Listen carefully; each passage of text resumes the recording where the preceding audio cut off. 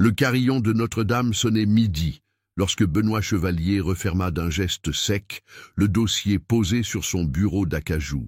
Les colonnes de chiffres dansaient encore devant ses yeux fatigués, mais ce n'étaient pas les pertes financières qui le tourmentaient ce matin-là.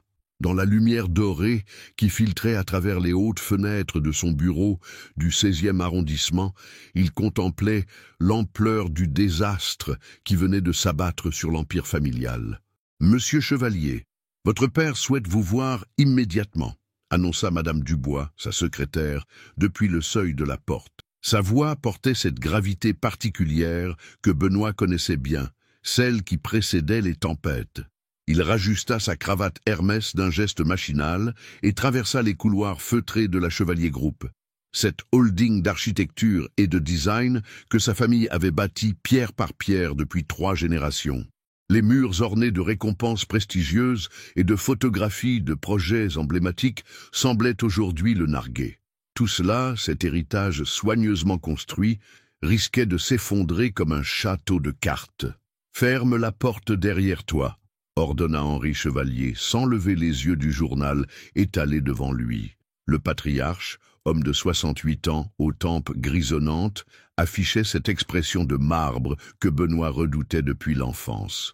Sur la une du Figaro, un titre en gras proclamait « Effondrement mortel à Montreuil, la négligence de Chevalier Group mise en cause ». Une photographie montrait les décombres du projet résidentiel qui s'était écroulé 3 semaines plus tôt, emportant avec lui la vie d'un ingénieur et la réputation de l'entreprise. « Père, nos avocats affirment que nous ne sommes pas responsables. L'enquête technique ne compte pas, Benoît. » Henri abattit son poing sur le bureau. « Ce qui compte, c'est ce que pensent nos clients, nos partenaires, nos investisseurs. Depuis 3 semaines, je vois nos contrats nous filer entre les doigts. Le projet de réaménagement du Marais, annulé. La collaboration avec le groupe Lagardère, suspendue. Tu veux que je continue ?» Benoît s'assit face à son père, les mains croisées. À 34 ans, il avait toujours su qu'il hériterait un jour de ce fardeau doré, mais il n'avait jamais imaginé le recevoir dans de telles circonstances. « Nous devons agir vite et de manière décisive », poursuivit Henri en se levant pour arpenter son bureau. « La famille de la victime. Moreau, c'est cela. Ils vivent dans la précarité. La fille travaille comme assistante de bibliothèque. La mère est malade. Une tragédie humaine qui émeut les médias. »« Où y veux-tu en venir ?» Henri s'arrêta devant la grande baie vitrée qui dominait les Champs-Élysées. « Nous allons proposer une réparation, pas financière. Cela admettrait notre culpabilité. Quelque chose de plus noble. Papa, tu vas épouser la fille Moreau. » Le silence qui suivit sembla durer une éternité. Benoît sentit le monde basculer sous ses pieds. « Tu plaisantes. Je n'ai jamais été aussi sérieux de ma vie. » Henri se retourna, le regard dur. « Un mariage avec la fille de la victime, un geste d'honneur, une réconciliation symbolique. Les médias adoreront cette histoire de réconciliation par l'amour. C'est grotesque. Je ne connais même pas cette femme. Tu apprendras à la connaître. » Nos enquêteurs m'ont fourni un dossier complet. Élise Moreau, 28 ans, célibataire, sans casier judiciaire. Éducation soignée malgré ses origines modestes. Elle sera parfaite pour redorer notre blason. Benoît se leva brusquement, faisant grincer sa chaise sur le parquet ciré. Et si elle refuse, elle n'a pas le choix. Sa mère a besoin d'un traitement médical coûteux. Le mariage lui donnera accès à notre assurance santé privée et une pension confortable. C'est un échange équitable. Un échange équitable? Tu parles de marchander une femme comme on sauve une entreprise qui emploie 800 personnes, rugit Henri. Tu crois que j'aime cette situation? Mais parfois, Benoît, l'honneur exige des sacrifices. Le jeune homme regardait son père avec une expression mélangée de dégoût et d'incrédulité. Comment en étaient-ils arrivés là? Comment cette famille qui prônait l'excellence et l'intégrité pouvait-elle envisager une telle mascarade? Et si je refuse? Henri sourit, mais ce sourire ne contenait aucune chaleur. Alors tu peux dire adieu à ton héritage. J'ai déjà parlé à ton frère Julien. Il accepterait volontiers de reprendre les rênes si tu n'es pas à la hauteur des responsabilités familiales. Benoît ferma les yeux. Julien, son cadet de 5 ans, brillant mais impulsif, qui n'avait jamais montré le moindre intérêt pour les subtilités de l'entreprise familiale. Confier la Chevalier Group à Julien reviendrait à la condamner à mort. Combien de temps ai-je pour réfléchir? Le temps n'est pas un luxe que nous pouvons nous offrir. J'attends ta réponse demain matin. Les avocats préparent déjà le contrat de mariage. Lorsque Benoît quitta le bureau de son père, Paris lui sembla différent. Les passants qu'il croisait avenue Marceau paraissaient tous connaître son secret, tous porter un jugement sur cette transaction honteuse qui s'apprêtait à bouleverser sa vie. Il monta dans sa Porsche et roula sans destination précise, tentant de digérer l'indigeste. Élise Moreau, un nom qu'il ne connaissait pas quelques heures plus tôt et qui allait peut-être devenir le sien. Une inconnue qui accepterait de sacrifier sa liberté pour sauver sa mère, tout comme lui s'apprêtait à sacrifier la sienne pour sauver son entreprise. Dans le reflet de sa vitre, Benoît aperçut son visage creusé par la fatigue et l'amertume. Demain, il donnerait sa réponse. Et avec elle, il scellait peut-être le destin de 2 vies qui n'avaient jamais été destinées à se croiser.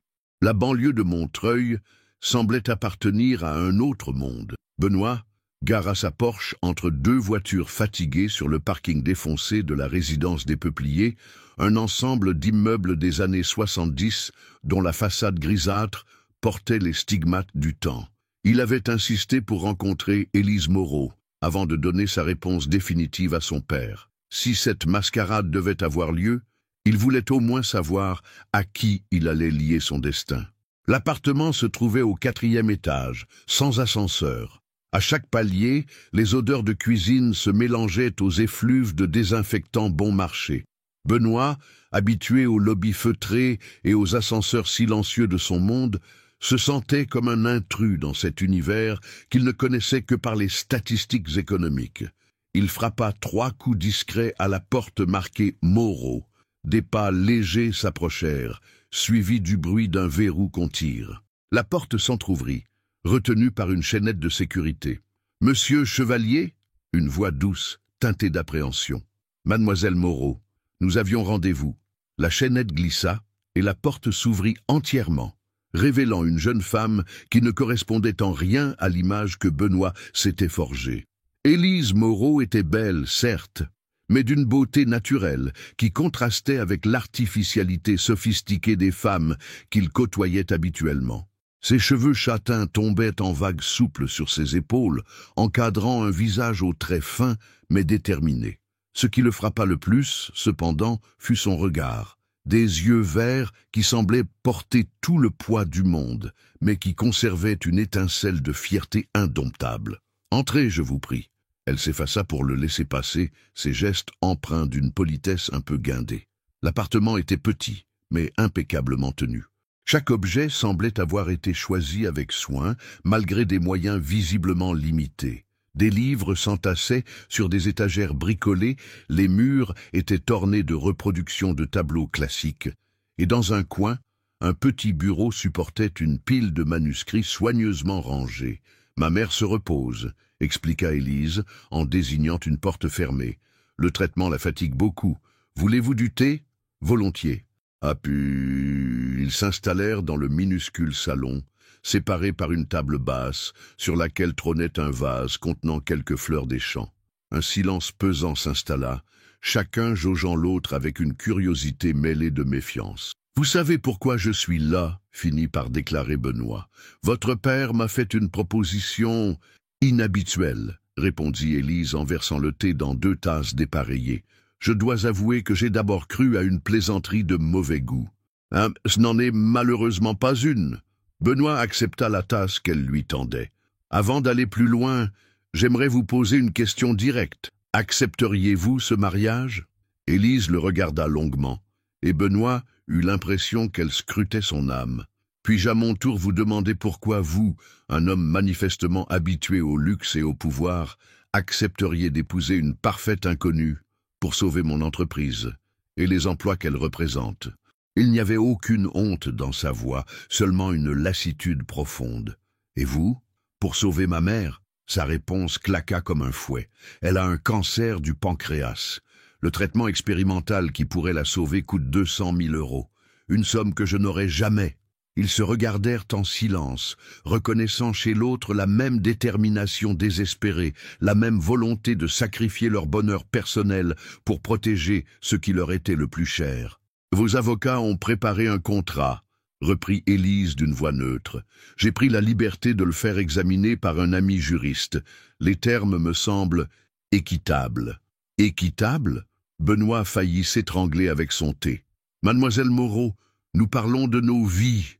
Nos vies ont cessé de nous appartenir le jour où votre bâtiment s'est effondré sur mon père, » répliqua-t-elle avec une soudaine véhémence. « Le jour où votre famille a décidé que notre deuil pouvait servir votre réputation. Ce n'est pas... » Benoît s'interrompit. Comment défendre l'indéfendable?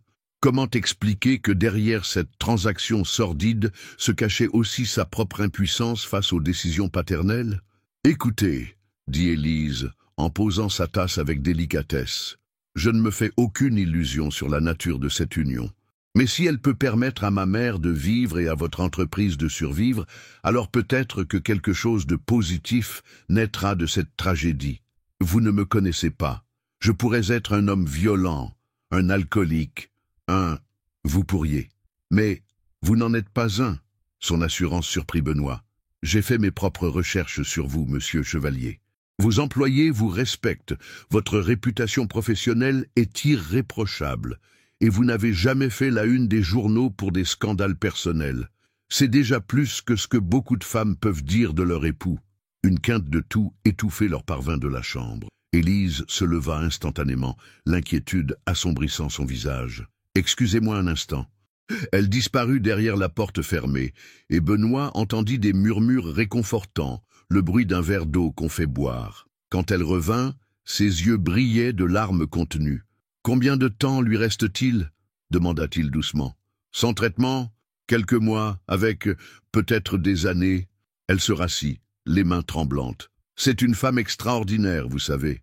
Elle était institutrice avant de tomber malade. Elle a enseigné à des centaines d'enfants de ce quartier, leur a donné le goût de la lecture, de l'apprentissage. Elle mérite de se battre. » Benoît observait cette femme qui parlait de sa mère avec tant d'amour et de respect. Il pensait à son propre père, à cette relation complexe faite de respect et de crainte, d'admiration et de rébellion. Quand avait-il parlé d'Henri Chevalier avec une telle tendresse? « Si nous procédons à cette union, » dit-il lentement, « quelles seraient vos attentes? » « Aucune, » répondit-elle sans hésiter. « Je ne vous demande pas de m'aimer, monsieur Chevalier. Je ne vous demande pas de jouer la comédie du bonheur conjugal. Tout ce que je souhaite, c'est un respect mutuel et la discrétion. Nous avons tous deux des vies à reconstruire après cette épreuve. Vous n'espérez pas, avec le temps, l'espoir est un luxe que je ne peux plus me permettre. » Sa voix était ferme, mais Benoît décela une faille dans son armure. « J'ai perdu mon père dans l'effondrement de votre bâtiment.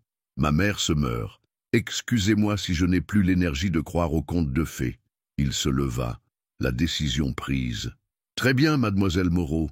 Je donnerai ma réponse positive à mon père demain matin. Les formalités peuvent commencer. » Elle se leva à son tour, lui tendit la main avec une solennité qui fit frissonner Benoît. « Dans ce cas, il faudra que vous m'appeliez Élise. Après tout, nous allons devenir associés. »« Benoît, » répondit-il en serrant sa main. « Et Élise, merci. »« De quoi ?»« D'accepter ce sacrifice. Pour nous deux. » Quand il redescendit les 4 étages et retrouva sa voiture, Benoît avait l'impression d'avoir vieilli de 10 ans. Dans le rétroviseur, il vit Élise apparaître à sa fenêtre. Elle le regardait partir, immobile, et il ne put s'empêcher de penser qu'elle ressemblait à une héroïne tragique, noble et résignée face à son destin. 3 semaines s'écoulèrent dans un tourbillon de formalités administratives et de préparatifs qui ressemblaient davantage à l'organisation d'une fusion d'entreprises qu'au prélude d'un mariage. Henri Chevalier avait mobilisé toute une équipe d'avocats, de conseillers en communication, et même un wedding planner discret pour orchestrer ce qui devait passer pour une histoire d'amour née des cendres de la tragédie. Benoît se trouvait dans son bureau, contemplant la liste des invités que son père venait de lui remettre. 150 noms soigneusement sélectionnés. Clients importants, partenaires commerciaux, journalistes influents et quelques célébrités parisiennes susceptibles d'attirer l'attention médiatique positive. Une mise en scène parfaitement orchestrée. « Tu as l'air préoccupé », remarqua Julien en pénétrant dans le bureau sans frapper, selon son habitude. Son frère cadet, élégant dans son costume sur mesure, arborait ce sourire narquois que Benoît connaissait bien. À 29 ans, Julien Chevalier était l'exact opposé de son aîné. Charme naturel, insouciance calculée et un talent inné pour les relations publiques. Il était aussi celui qui aurait pu hériter de l'empire familial si Benoît avait refusé ce mariage arrangé. « Je me marie dans 4 jours, avec une inconnue, pour sauver notre réputation familiale. Je pense avoir le droit d'être préoccupé, » répliqua Benoît sèchement. « Une très belle inconnue, d'après les photos que j'ai vues. » Julien s'installa dans le fauteuil face au bureau de son frère. « Je dois dire que papa a fait du bon travail. Cette Élise Moreau a exactement le profil qu'il fallait. Assez jolie pour faire rêver, assez modeste pour émouvoir et assez intelligente pour ne pas nous embarrasser en société. Elle n'est pas un accessoire, Julien. » « Bien sûr que si. » Julien éclata de rire. « Tout comme toi d'ailleurs, vous êtes tous les deux des pions dans la stratégie de papa. La différence, c'est que moi, j'aurais refusé. Vraiment. Et tu aurais fait quoi quand papa t'aurait désigné comme héritier? J'aurais vendu l'entreprise au plus offrant et je serais parti vivre à Ibiza. » Son ton désinvolte ne trompait personne. Malgré ses airs détachés, Julien tenait au patrimoine familial autant que son frère. Un coup discret à la porte interrompit leur conversation. Madame Dubois apparut, l'air embarrassé. « Monsieur Benoît, votre fiancée souhaite vous voir. Elle attend dans le salon de réception. » Benoît fronça les sourcils. Ils avaient convenu de limiter leur contact au minimum avant le mariage pour éviter tout faux pas. Qu'Élise vienne le voir à l'improviste ne présageait rien de bon. Il la trouva debout devant la grande baie vitrée qui donnait sur les Champs-Élysées, observant le balai incessant des voitures et des piétons. Elle portait une robe bleu marine simple mais élégante, et ses cheveux étaient relevés en un chignon sophistiqué qui révélait la grâce de sa nuque. Quand elle se retourna en l'entendant entrer, Benoît fut frappé par sa pâleur. « Élise, que se passe-t-il? Il faut que nous parlions. » Sa voix tremblait légèrement, en privé.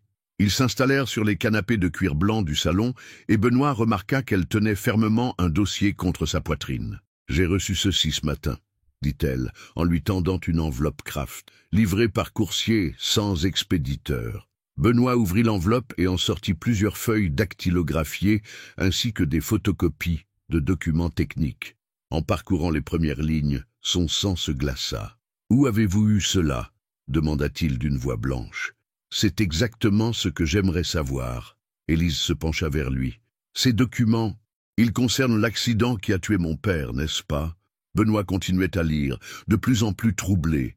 Le rapport détaillait des négligences dans la construction, des économies faites sur les matériaux, des inspections bâclées. Si ces informations étaient exactes, l'effondrement n'était pas un accident imprévisible, mais le résultat d'une série de fautes professionnelles graves. « D'où viennent ces documents ?» répéta-t-il. « Peu importe leur origine. » Élise se leva brusquement, arpentant le salon avec agitation. « Ce qui compte, c'est leur contenu. Si tout cela est vrai, alors votre famille savait. Vous saviez que votre entreprise était responsable de la mort de mon père. Élise, calmez-vous. Ces papiers peuvent être des faux, une manipulation. Regardez-moi dans les yeux et dites-moi que vous n'étiez au courant de rien. » Benoît se leva à son tour, cherchant ses mots. Comment expliquer que dans une entreprise de la taille de Chevalier Group, il était impossible de contrôler chaque détail de chaque chantier? Comment avouer que parfois, la pression financière poussait à des compromis qu'on préférait ne pas voir? « Je n'étais pas directement impliqué dans ce projet, » finit-il par dire. « Mon père gérait cette division. » « Votre père ?» Élise eut un rire amer. « L'homme qui a eu l'idée géniale de nous marier pour redorer votre blason. Maintenant, je comprends pourquoi il était si pressé de conclure cet arrangement. Que voulez-vous dire? Réfléchissez. Un mariage avec la fille de la victime, c'est le moyen parfait de clore définitivement le dossier. Qui oserait accuser une entreprise de négligence criminelle après qu'elle ait réparé en épousant l'orpheline? Benoît sentit le sol se dérober sous ses pieds. Et si Élise avait raison, et si ce mariage n'était qu'un écran de fumée supplémentaire dans la stratégie paternelle? Élise, même si ces documents disaient la vérité, même si mon père avait des choses à cacher, cela ne change rien à notre situation. Votre mère a besoin de soins, et mon entreprise doit survivre. Comment pouvez-vous dire cela? Elle le regardait avec une expression mélangée de dégoût et d'incrédulité. Comment pouvez-vous rester si froid face à la possibilité que votre famille ait causé la mort de mon père? Parce que la colère ne ramènera pas votre père. Parce que détruire ma famille ne guérira pas votre mère. Il s'approcha d'elle, tentant de la raisonner. Nous devons être pragmatiques. Pragmatique? Elle répéta le mot comme s'il avait un goût amer. C'est ainsi que vous justifiez tout, n'est-ce pas? Au nom du pragmatisme, on accepte l'inacceptable. Un silence lourd s'installa entre eux. Par la baie vitrée, Paris continuait sa vie trépidante, indifférent au drame qui se jouait dans ce salon feutré. « Qu'attendez-vous de moi ?» demanda finalement Benoît. « Que je renonce au mariage, que je dénonce mon propre père. J'attends de vous que vous me disiez la vérité. » Sa voix s'était faite plus douce, mais ses yeux gardaient cette intensité qui le troublait. « Si nous devons vivre ensemble, même dans un mariage de convenance, j'ai besoin de savoir à qui j'ai affaire. » Benoît la regarda longuement. Cette femme qu'il connaissait à peine était en train de lui demander quelque chose que personne n'avait jamais osé exiger de lui, une honnêteté absolue. Dans son monde de négociations et de non-dits, une telle transparence était dangereuse, presque révolutionnaire. « Je ne sais pas, avoua-t-il finalement.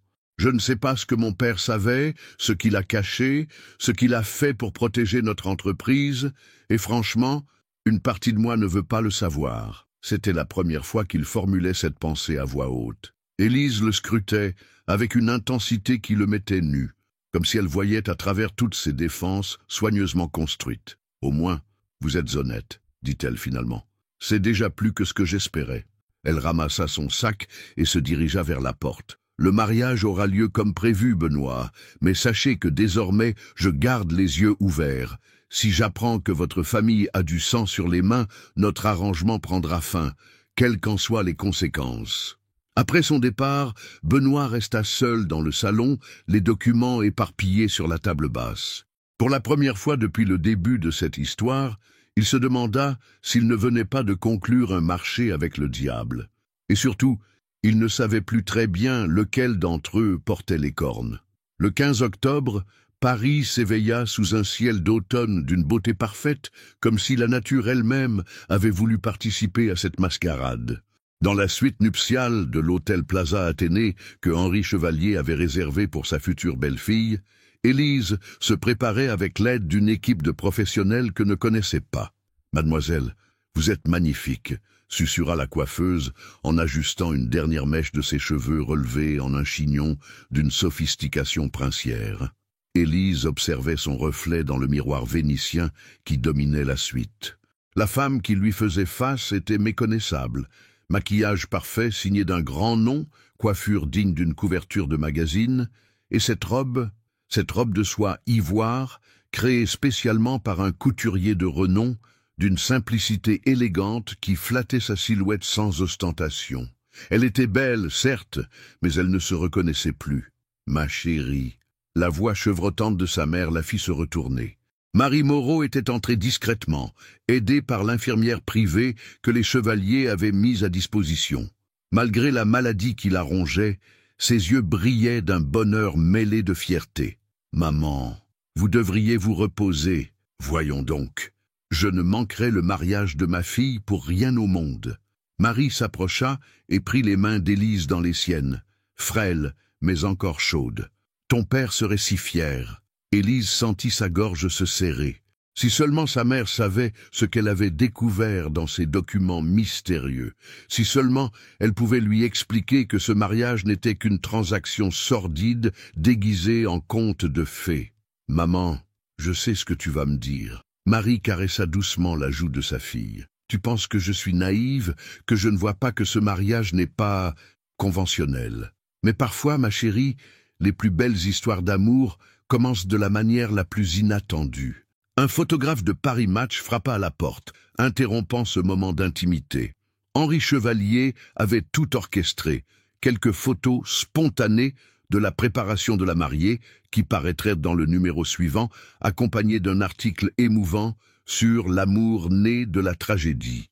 De l'autre côté de Paris, dans son appartement de l'avenue Kléber, Benoît ajustait ses boutons de manchette en platine, tout en écoutant les dernières recommandations de son père. « Souviens-toi, sourire discret mais sincère, regard amoureux pendant la cérémonie et quelques mots touchants pour les journalistes. Notre attaché de presse a préparé un discours sobre mais émouvant sur la façon dont Élise a su penser vos blessures respectives. Papa, nous ne sommes pas des acteurs dans un film. Détrompe-toi, mon fils. Aujourd'hui plus que jamais, nous jouons le rôle de nos vies. » Henri vérifia une dernière fois sa propre tenue dans le miroir. « J'ai eu Lagardère ce matin au téléphone. Il envisage de relancer notre collaboration si cette opération de communication se passe bien. » Benoît ne répondit pas. Depuis 3 jours, il ne parvenait pas à chasser de son esprit l'image d'Élise brandissant ses documents accusateurs, ni le mélange de dégoût et de déception qu'il avait lu dans ses yeux. Comment allait-elle supporter cette mise en scène? Comment allait-il lui-même jouer la comédie du bonheur face à une femme qui le soupçonnait désormais d'être complice du pire? La mairie du 16e arrondissement avait été décorée avec un goût parfait.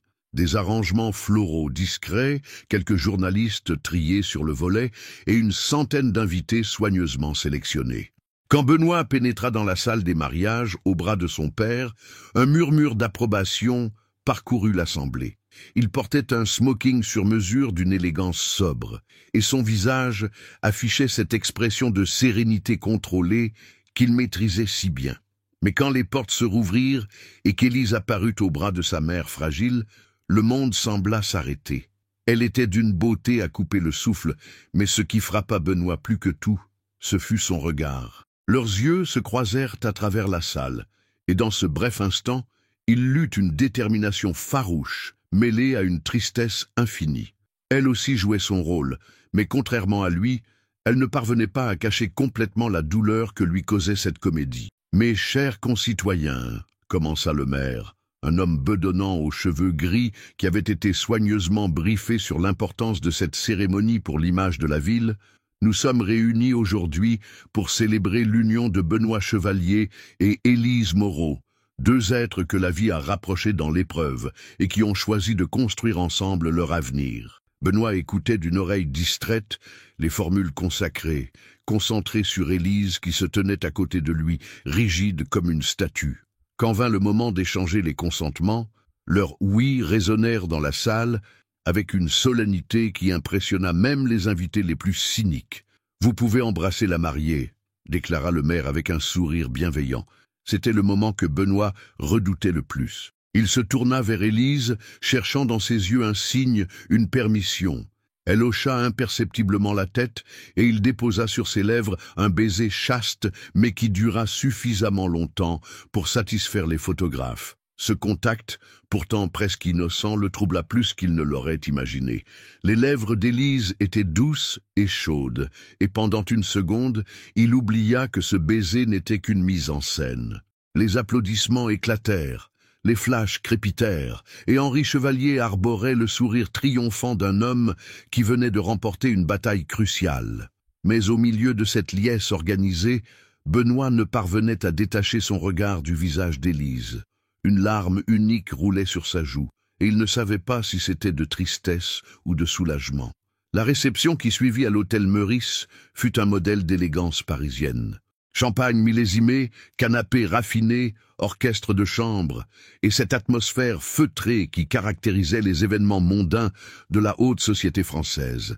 Élise, au bras de Benoît, souriait et saluait les invités avec une grâce naturelle qui impressionnait même les femmes les plus sophistiquées de l'Assemblée. « Votre épouse est charmante », murmura à Benoît le PDG d'un grand groupe de BTP. « Une vraie classe, cette jeune femme. Et quelle histoire émouvante! Transformer un drame en histoire d'amour, il fallait y penser. » Benoît hocha poliment la tête, mais ces mots lui laissaient un goût amer. Autour d'eux, Les conversations allaient bon train, et il entendait les invités échanger leurs impressions. Ils forment un couple magnifique. Elle a su transformer sa douleur en espoir, une vraie leçon de vie. Chaque compliment était comme un coup de poignard dans sa conscience. Vers minuit, alors que la réception touchait à sa fin, Benoît et Élise se retrouvèrent seuls sur la terrasse de leur suite nuptiale, toujours vêtus de leur tenue de mariage. Paris s'étendait à leurs pieds, scintillant de mille feux, indifférent à leur drame personnel. « C'est fait », dit simplement Élise en retirant ses chaussures à talons. « Oui, nous sommes mariés. » Il dénoua sa cravate d'un geste las. « Comment vous sentez-vous, Madame Chevalier ?» Elle tressaillit au son de son nouveau nom, comme une actrice qui vient de jouer le rôle de sa vie. Et le pire, c'est que j'ai l'impression d'avoir été convaincante. Vous l'avez été. Tout le monde a cru à notre bonheur. Ils restèrent silencieux un long moment, contemplant la ville qui ne dormait jamais. Enfin, Élise se tourna vers lui. « Benoît, ce mariage, cette comédie, nous ne pourrons pas la maintenir éternellement. Un jour ou l'autre, la vérité éclatera. Quelle vérité? Celle des documents que vous avez reçus? Nous ne savons même pas s'ils sont authentiques. Non, la vérité sur nous, sur ce que nous sommes vraiment. » Elle le regardait avec une intensité troublante. « Nous ne sommes ni des héros, ni des victimes, Benoît. Nous sommes juste deux personnes qui ont accepté de mentir pour sauver ce qui leur était le plus cher. Mais à quel prix? » Cette question resta suspendue dans l'air nocturne de Paris, sans réponse, comme un présage des épreuves à venir. 6 mois s'étaient écoulés depuis ce mariage qui avait fait la une des magazines parisiens. L'appartement de l'avenue Kléber, avec ses 400 mètres carrés et sa vue imprenable sur l'Arc de Triomphe, était devenu le théâtre d'une coexistence aussi polie qu'artificielle. Benoît et Élise avaient développé une routine minutieusement orchestrée pour éviter toute intimité non désirée, tout en maintenant les apparences d'un couple uni. Le matin, Benoît partait au bureau à 7 heures précises, laissant à Élise le soin de prendre son petit déjeuner dans la solitude feutrée de leur cuisine design. Elle avait transformé l'une des chambres d'amis en bureau personnel, où elle passait ses journées à gérer la correspondance de la Fondation Chevalier et à développer les projets caritatifs que son nouveau statut lui permettait de soutenir. Ce mercredi de printemps, pourtant, leur routine allait être bouleversée par une visite inattendue.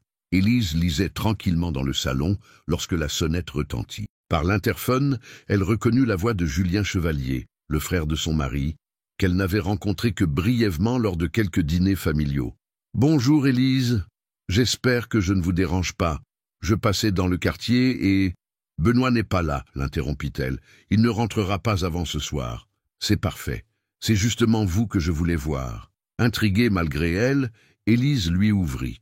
Julien apparut quelques minutes plus tard, élégant dans un costume décontracté, portant un bouquet de pivoine blanche et ce sourire charmeur qui faisait fondre toutes les femmes de Paris. « Pour vous, dit-il en lui tendant les fleurs, en gage de paix, je me suis dit qu'il était temps que nous apprenions à nous connaître, vous et moi. Après tout, nous sommes famille, maintenant. » Élise accepta les fleurs avec méfiance. Dans les rares occasions où elle avait croisé Julien, elle avait perçu chez lui une ironie permanente, comme s'il trouvait amusant le mariage arrangé de son frère. « Voulez-vous du café ?» proposa-t-elle par politesse. « Volontiers. Et si vous nous serviez quelque chose de plus fort, j'ai l'impression que cette conversation en aura besoin. » Ils s'installèrent dans le salon et Julien accepta le whisky qu'Élise lui proposait. Il la regardait avec une attention qui la mettait mal à l'aise, comme s'il cherchait à percer ses secrets. « Vous vous plaisez dans votre nouvelle vie ?» demanda-t-il finalement. « Que voulez-vous dire ? Allons, Élise, nous sommes entre adultes. Ce mariage, cette mise en scène parfaite, vous croyez vraiment que tout le monde est dupe ?» Élise posa sa tasse avec précaution. « Je ne vois pas de quoi vous parlez. » « Bien sûr que si. » Julien se pencha vers elle, le regard malicieux. « Vous savez ce qui m'impressionne le plus chez vous ? C'est votre capacité à jouer les épouses aimantes en société tout en gardant cette distance glaciale avec mon frère. Un vrai talent d'actrice. Monsieur Chevalier, Julien, je vous prie, nous sommes de la même famille, après tout. » Il but une gorgée de whisky. « Je vais être direct avec vous, Élise. Ce petit arrangement entre mon père et vous m'amuse beaucoup. Mais j'ai peur que vous ne compreniez pas vraiment dans quoi vous vous êtes engagé. Éclairez-moi. Mon frère est un homme bon, vous savez, peut-être trop bon pour ce monde impitoyable dans lequel nous évoluons. Il croit encore que l'honneur et la morale ont leur place dans les affaires. C'est touchant, mais dangereusement naïf. Élise l'observait, essayant de deviner où il voulait en venir. Julien avait cette facilité déconcertante à dire des choses importantes sur un ton léger, presque désinvolte. Papa, en revanche, est un requin élégant, sophistiqué, mais un requin quand même. Et ce mariage fait partie d'une stratégie plus large que vous ne soupçonnez même pas. Quelle stratégie? Julien sourit, mais ce sourire ne contenait aucune chaleur. Vous pensez vraiment que l'effondrement de Montreuil était un accident? Que ce mariage n'est qu'une opération de communication pour redorer notre blason? Le sang d'Élise se glaça dans ses veines. Que voulez-vous dire? Je veux dire que, si vous avez reçu certains documents compromettants récemment, ce n'est probablement pas le fait du hasard. Papa a des ennemis, des concurrents, qui aimeraient beaucoup voir la Chevalier Group disparaître. Et vous, ma chère belle-sœur, vous êtes devenue, malgré vous, une pièce sur leur échiquier. Élise se leva brusquement, faisant tomber sa tasse, qui se brisa sur le parquet en marqueterie. « Comment êtes-vous au courant pour ces documents ?»« Papa me dit tout, ou presque tout. » Julien ne semblait pas ému par sa réaction. « La question n'est pas comment je le sais, mais plutôt, que comptez-vous faire de ces informations ?»« Je ne sais pas de quoi vous parlez. » « Allons donc. Ces rapports d'expertise, ces témoignages d'ouvriers, ces factures de matériaux défaillants, vous les avez gardés, j'espère, parce qu'ils pourraient bien être votre seule assurance-vie. » Élise le regardait avec une expression mélangée d'horreur et de fascination. Julien continuait à parler comme s'il évoquait la météo, mais ses mots révélaient un monde de manipulation et de mensonges qu'elle avait à peine effleuré. « Vous me faites peur, avoua-t-elle. Tant mieux. La peur vous gardera vivante. » Il se leva et s'approcha d'elle. « Écoutez-moi bien, Élise, mon père vous apprécie, mais ne vous y trompez pas. Si vous devenez un danger pour l'entreprise familiale, il n'hésitera pas à vous sacrifier. Et mon frère, malgré tout l'attachement qu'il pourrait développer pour vous, choisira toujours l'empire familial. Benoît n'est pas comme ça. » « Vraiment ?» Julien eut un petit rire. « Vous le connaissez si bien après 6 mois de mariage blanc? Savez-vous qu'il a déjà sacrifié une femme qu'il aimait vraiment pour les besoins de sa carrière? Une certaine Camille Rossi, architecte brillante qui travaillait pour nous. Quand papa a estimé qu'elle devenait trop influente sur Benoît, elle s'est retrouvée remerciée du jour au lendemain. » Élise sentit quelque chose se briser en elle. Non pas qu'elle eût des illusions sur les sentiments de Benoît à son égard, mais apprendre qu'il avait déjà sacrifié l'amour au nom des intérêts familiaux lui donnait un aperçu glaçant de l'homme qu'elle avait épousé. « Pourquoi me racontez-vous tout cela ?» demanda-t-elle d'une voix blanche. « Parce que je vous aime bien, étrangement. » Julien remit sa veste. « Et parce que j'aimerais que quelqu'un, dans cette famille, garde un minimum de conscience. Vous me semblez avoir cette qualité rare. » Il se dirigea vers la porte, puis se retourna une dernière fois. « Un conseil, Élise, ne faites confiance à personne, pas même à Benoît. Et surtout, gardez précieusement ces documents. Un jour, ils pourraient vous sauver la vie. » Après son départ, Élise resta seule dans le salon dévasté, entourée des débris de sa tasse et de ses illusions. Par la fenêtre, Paris continuait sa course folle, indifférent aux révélations qui venaient de bouleverser sa vision du monde. Le soir, quand Benoît rentra du bureau, il trouva sa femme dans leur bibliothèque, penchée sur des dossiers qu'elle referma précipitamment en l'entendant arriver. « Bonsoir », dit-il avec cette politesse distante qu'ils avaient adoptée. « Bonsoir. Comment s'est passée ta journée ? » « Bien. Et la vôtre ?» Il remarqua les débris de porcelaine que la femme de ménage n'avait pas encore ramassés. « Un accident ? Mon frère est passé vous voir, » dit Élise sans répondre à sa question. Benoît se figea. « Julien, que voulait-il ? Faire connaissance, apparemment.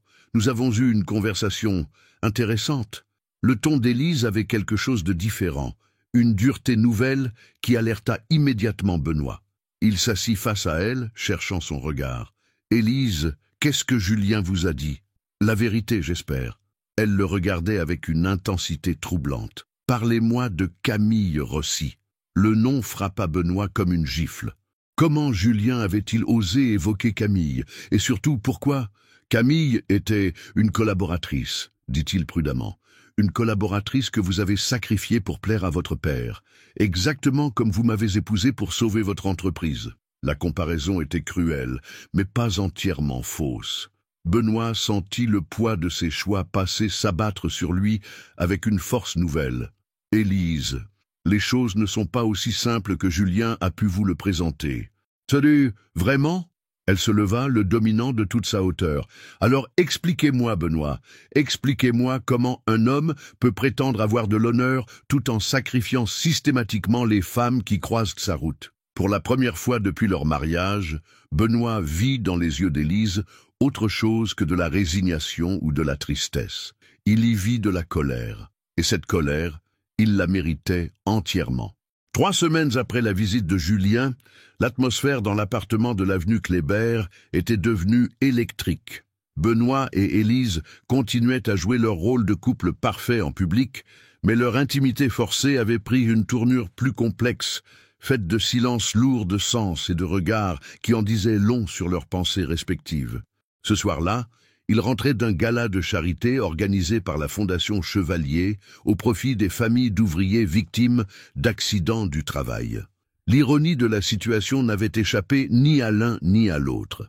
Élise, fille d'une victime, distribuant symboliquement l'argent de ceux-là même qui avaient peut-être causé la mort de son père. « Vous avez été parfaite ce soir », dit Benoît en retirant sa veste de smoking dans l'entrée de leur appartement. « Parfaite dans mon rôle d'épouse dévouée, vous voulez dire ?» Élise laissa tomber son sac à main sur la console d'entrée avec plus de force que nécessaire. « Élise. »« Non, Benoît, ne dites rien. » Elle se tourna vers lui et il fut frappé par l'intensité de son regard. « Savez-vous ce que m'a dit Madame de Villers ce soir? Que j'étais un exemple pour toutes les femmes de sa génération, qu'elle admirait ma capacité à transformer une tragédie en œuvre de bienfaisance.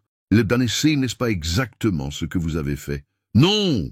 Sa voix claqua dans le silence feutré de l'appartement. « Ce que j'ai fait, c'est vendre mon âme au diable pour payer les soins de ma mère. Ne transformez pas ça en acte héroïque. » Benoît la regardait, déconcerté par cette colère soudaine. Depuis des mois, Élise avait joué son rôle avec une perfection glacée, ne laissant jamais transparaître ses véritables émotions. Ce soir, pour la première fois, le masque craquait. « Vous buvez ?» proposa-t-il, désarmé par cette confrontation. « Pourquoi pas ?» Elle le suivit jusqu'au bar du salon. « Servez-moi quelque chose de fort. J'ai envie d'oublier cette soirée. » Benoît lui tendit un verre de cognac qu'elle avala d'un trait, le faisant grimacer. L'alcool sembla la détendre légèrement, mais aussi libérer quelque chose en elle qu'elle avait longtemps contenu. « Hein, vous voulez savoir ce qui me rend folle ?» dit-elle en s'installant dans l'un des fauteuils en cuir du salon. « C'est que vous êtes exactement l'homme que j'aurais pu aimer dans d'autres circonstances. » Cette déclaration prit Benoît totalement au dépourvu. Il s'assit face à elle, son propre verre à la main, cherchant les mots justes. « Élise, laissez-moi finir. » Elle le regardait avec une intensité troublante. « Vous êtes intelligent, vous avez de l'humour quand vous oubliez d'être sur vos gardes, vous traitez le personnel avec respect, et je vous ai vu pleurer en cachette pendant le discours de ma mère lors de notre mariage. Un homme capable de pleurer ne peut pas être entièrement mauvais. Alors pourquoi? Parce que vous êtes aussi lâche. » Le mot tomba comme un couperet. Lâche face à votre père, lâche face à vos responsabilités, lâche face à la vérité sur l'accident qui a tué mon père. Vous préférez ne pas savoir plutôt que d'affronter la réalité. Benoît sentit la colère monter en lui. Vous ne savez rien de ma situation. Vraiment? Élise se leva et se dirigea vers le secrétaire ancien où elle gardait ses papiers personnels. Elle en sortit une chemise qu'elle jeta sur la table basse, entre eux. Alors, expliquez-moi cela. Benoît ouvrit la chemise et découvrit de nouveaux documents. Des échanges d'emails internes à la Chevalier Group, datés de quelques jours avant l'effondrement de Montreuil. Les messages révélaient clairement que plusieurs ingénieurs avaient alerté la direction sur des problèmes de sécurité concernant le projet, mais que ces alertes avaient été ignorées pour des raisons budgétaires. « Où avez-vous eu cela ?» demanda-t-il d'une voix blanche. « Ce n'est pas la bonne question. Élise se rassit face à lui, les joues rougies par l'alcool et l'émotion. La bonne question, c'est « Qu'allez-vous faire maintenant que vous savez ?»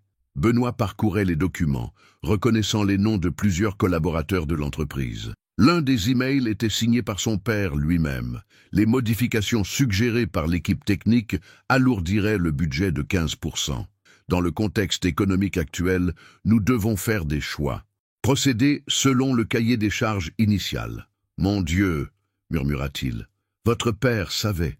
Il savait que le bâtiment présentait des risques, et il a choisi de fermer les yeux pour préserver ses marges. » La voix d'Élise était devenue plus douce, presque compatissante. Et maintenant, vous savez aussi, un silence lourd s'installa entre eux. Benoît relisait les documents, cherchant désespérément une faille, une interprétation qui pourrait innocenter sa famille. Mais les preuves étaient accablantes. « Qui vous envoie ces informations ?» demanda-t-il finalement. « Je l'ignore, mais je soupçonne qu'il s'agit de quelqu'un de l'intérieur, quelqu'un qui a accès aux archives de l'entreprise et qui veut que la vérité éclate, ou quelqu'un qui veut détruire ma famille en se servant de vous. Peut-être les deux. » Élise se versa un second verre de cognac. « La question n'est pas qui, Benoît. La question est, maintenant que vous connaissez la vérité, qu'allez-vous faire ?»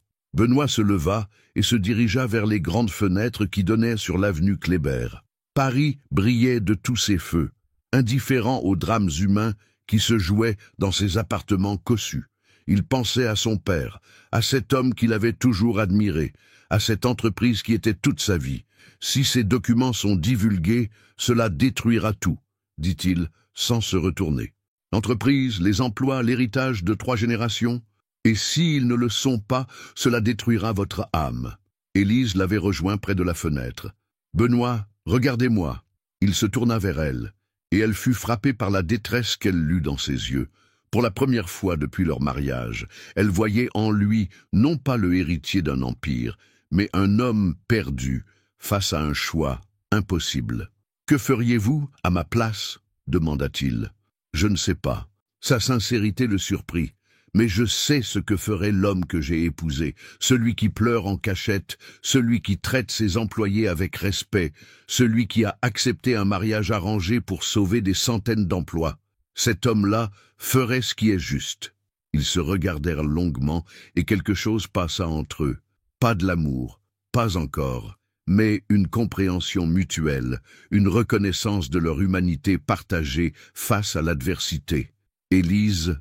Benoît tendit la main vers elle, hésitant. « Non. » Elle recula d'un pas. « Ne compliquons pas les choses. Nous avons déjà assez de problèmes comme ça. » Mais, malgré ces mots, elle ne put s'empêcher de remarquer que c'était la première fois qu'elle avait envie de le consoler, de le prendre dans ses bras, de lui dire que tout irait bien.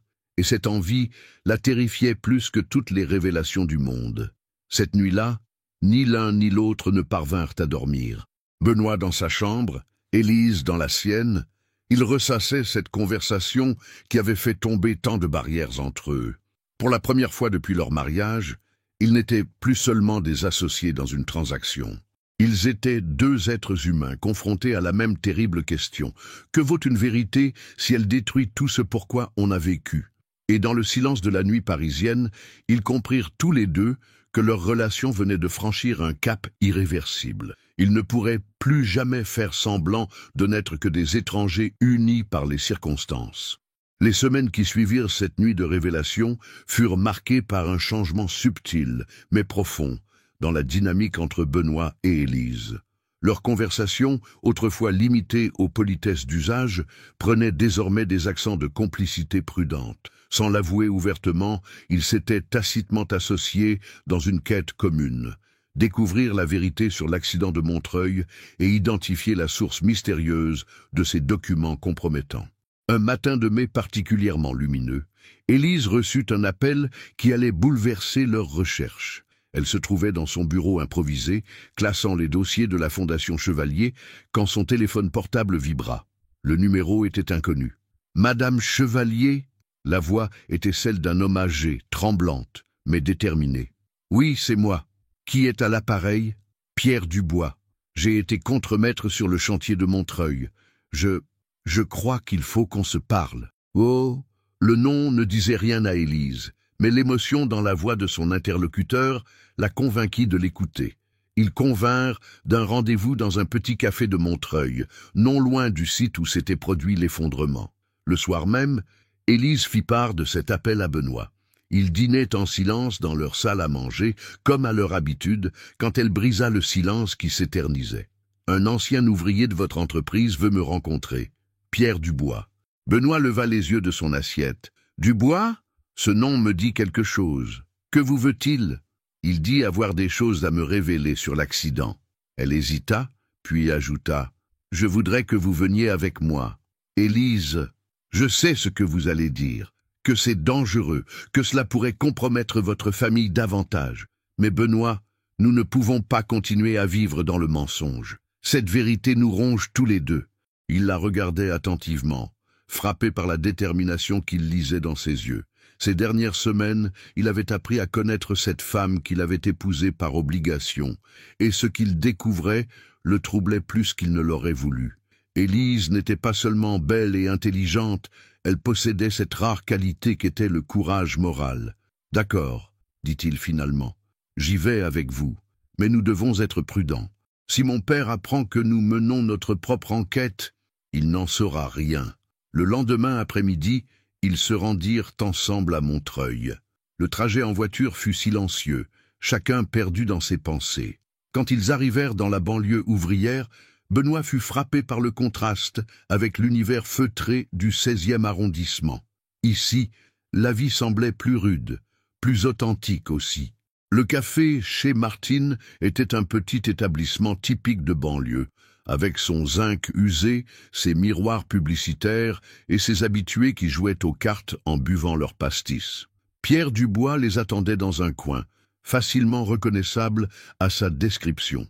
Un homme de 60 ans environ, aux cheveux blancs et aux mains marquées par des décennies de travail manuel. « Monsieur et Madame Chevalier », dit-il en se levant à leur approche. « Merci d'être venus. » Sa poignée de main était ferme, son regard direct.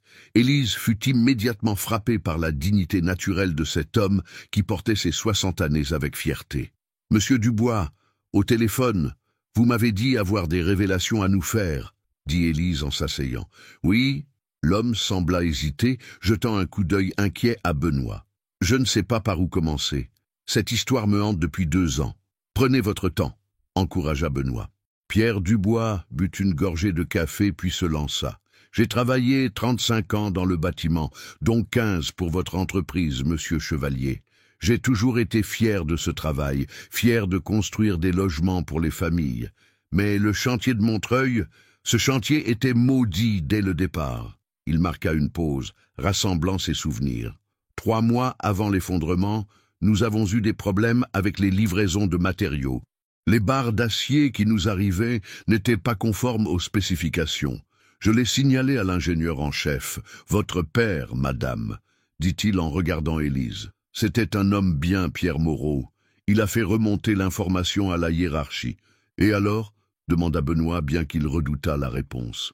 Alors, on nous a dit de continuer avec ces matériaux, que les tests étaient suffisamment proches des normes pour qu'on puisse passer outre. L'ingénieur Moreau s'y est opposé. Il a écrit plusieurs rapports, fait plusieurs réclamations. Élise sentit sa gorge se serrer. Son père avait donc bien essayé d'empêcher la catastrophe. « Et qu'est-il arrivé à ces rapports ?» demanda-t-elle d'une voix étranglée. « Ils ont disparu. Officiellement, ils n'ont jamais existé. Et votre père ?» Pierre Dubois baissa les yeux. « Votre père a été muté sur un autre chantier. Un chantier où il n'avait pas l'habitude de travailler avec des équipements qu'il connaissait mal. » Le silence qui suivit fut pesant.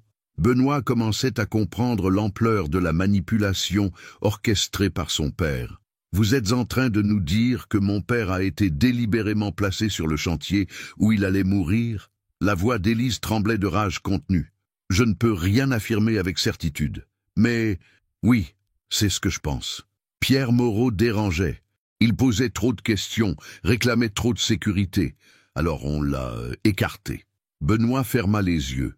L'image qu'il avait de son père, de cet homme d'honneur qu'il admirait depuis l'enfance, s'effritait un peu plus à chaque révélation. « Monsieur Dubois, pourquoi avoir attendu 2 ans pour parler ?»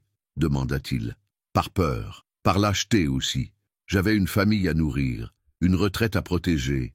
Et puis, il regarda Élise avec compassion. Et puis j'ai appris votre mariage. J'ai lu dans les journaux cette belle histoire d'amour née d'une tragédie. Ça m'a rendu malade. Que voulez-vous dire? Une jeune femme qui épouse le fils de ceux qui ont tué son père. Pardonnez-moi, madame, mais c'était trop cynique, même pour moi. J'ai compris que vous ne connaissiez pas la vérité, alors j'ai décidé de parler. Élise et Benoît échangèrent un regard. Ils venaient de découvrir l'identité de leur mystérieux informateur.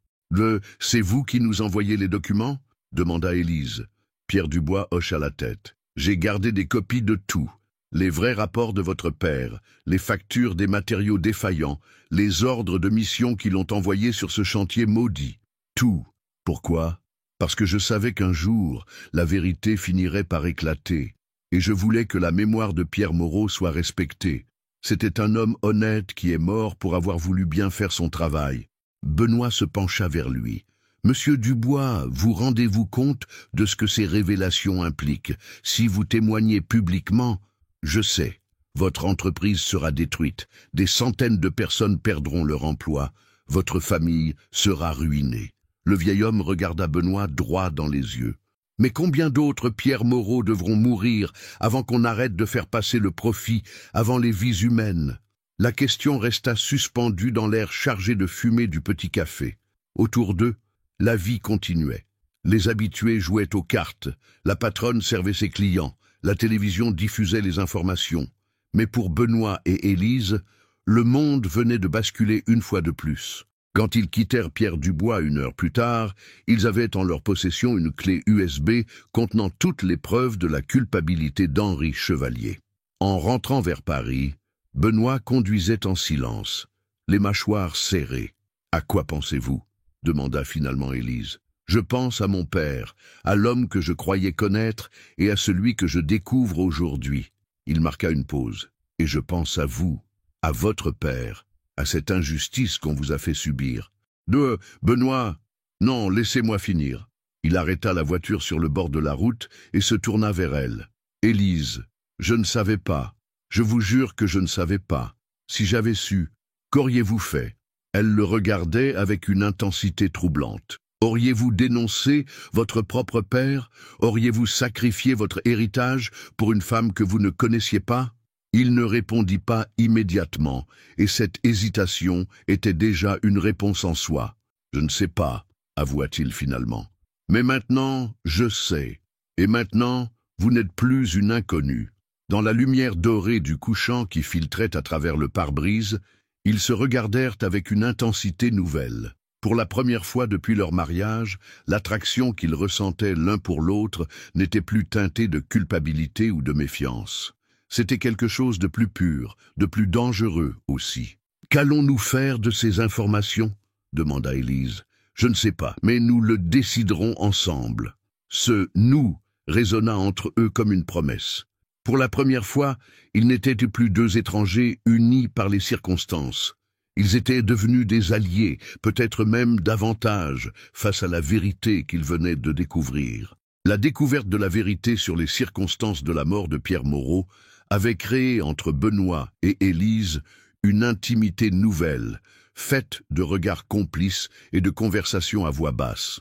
Mais cette proximité grandissante n'échappait pas à Henri Chevalier, dont l'instinct, affûté par des décennies de négociations, lui permettait de détecter le moindre changement d'atmosphère dans son entourage.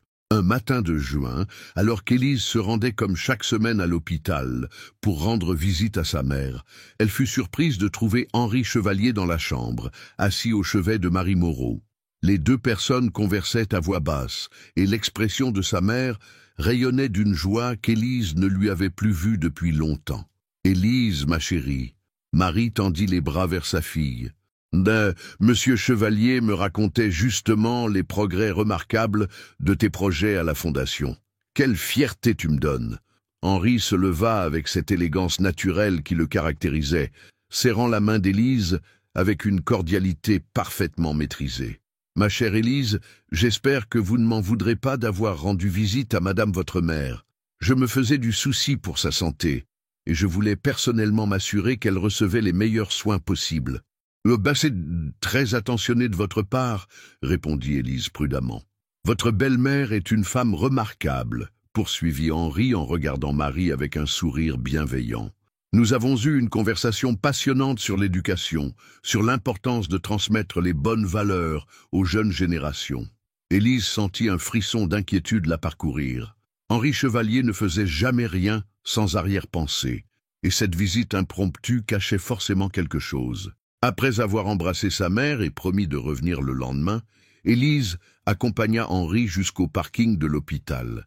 C'est là qu'il révéla le véritable motif de sa présence. « Élise, j'aimerais avoir une conversation franche avec vous. » Son ton avait perdu toute bienveillance. « Montez donc dans ma voiture, voulez-vous » Ce n'était pas vraiment une invitation. Élise prit place dans la Mercedes de Henri, remarquant au passage le luxe discret de l'habitacle et cette odeur de cuir et d'eau de Cologne qui caractérisait l'univers des chevaliers. « Vous menez votre petite enquête, n'est-ce pas » dit Henri sans préambule. Le sang d'Élise se glaça. « Je ne vois pas de quoi vous parlez. »« Allons donc, Pierre Dubois. Ça vous dit quelque chose ? Un petit café de Montreuil. Une rencontre très discrète avec mon fils. » Henri sourit. Mais ce sourire était glacial. « Vous me prenez pour un amateur, ma chère enfant ?» Élise réalisa avec horreur qu'ils avaient été surveillés. « Comment ? J'ai des yeux et des oreilles partout, Élise. Dans mon entreprise, dans mon secteur d'activité, et malheureusement, il semble que j'en ai besoin même dans ma propre famille. Benoît ne sait rien de cette conversation, et il n'en saura rien. » Henri se tourna vers elle, et Élise fut frappée par la froideur de son regard. « Cette conversation ne concerne que vous et moi. Que voulez-vous ? Que vous cessiez immédiatement ces recherches ridicules, que vous oubliez ce que ce vieux fou de Dubois a pu vous raconter, et que vous rappeliez à mon fils quels sont ses devoirs envers sa famille. Et si je refuse ?» Henri eut un petit rire sans joie. « Regardez autour de vous, Élise.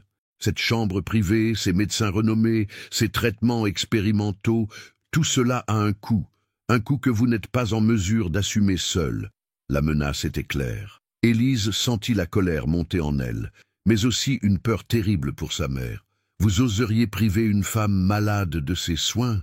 Je n'oserais rien du tout. Ce serait vous qui, par votre obstination, priveriez votre mère de sa chance de guérison. » Henri ajusta ses boutons de manchette avec désinvolture. « Voyez-vous, Élise, j'ai beaucoup d'affection pour vous.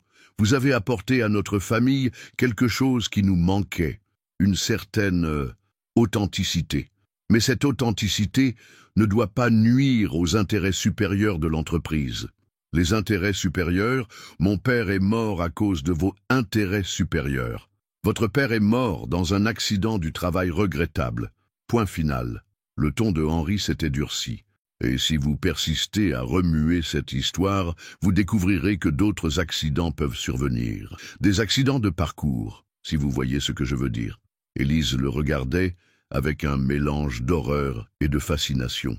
Était-ce vraiment l'homme qui avait élevé Benoît, ce père de famille respectable qui n'hésitait pas à menacer une jeune femme pour protéger ses secrets? « Benoît ne vous laissera jamais faire du mal à ma mère. Benoît fera ce qu'il a toujours fait, il choisira l'entreprise familiale. » Henri ouvrit la portière, signifiant que leur conversation était terminée. « Réfléchissez bien, ma chère Élise. Vous avez 48 heures pour me donner une réponse, et pour détruire tous les documents que ce Dubois a pu vous remettre. » Élise sortit de la voiture sur des jambes tremblantes. Elle regarda la Mercedes s'éloigner dans la circulation parisienne, emportant avec elle les menaces à peine voilées du patriarche Chevalier.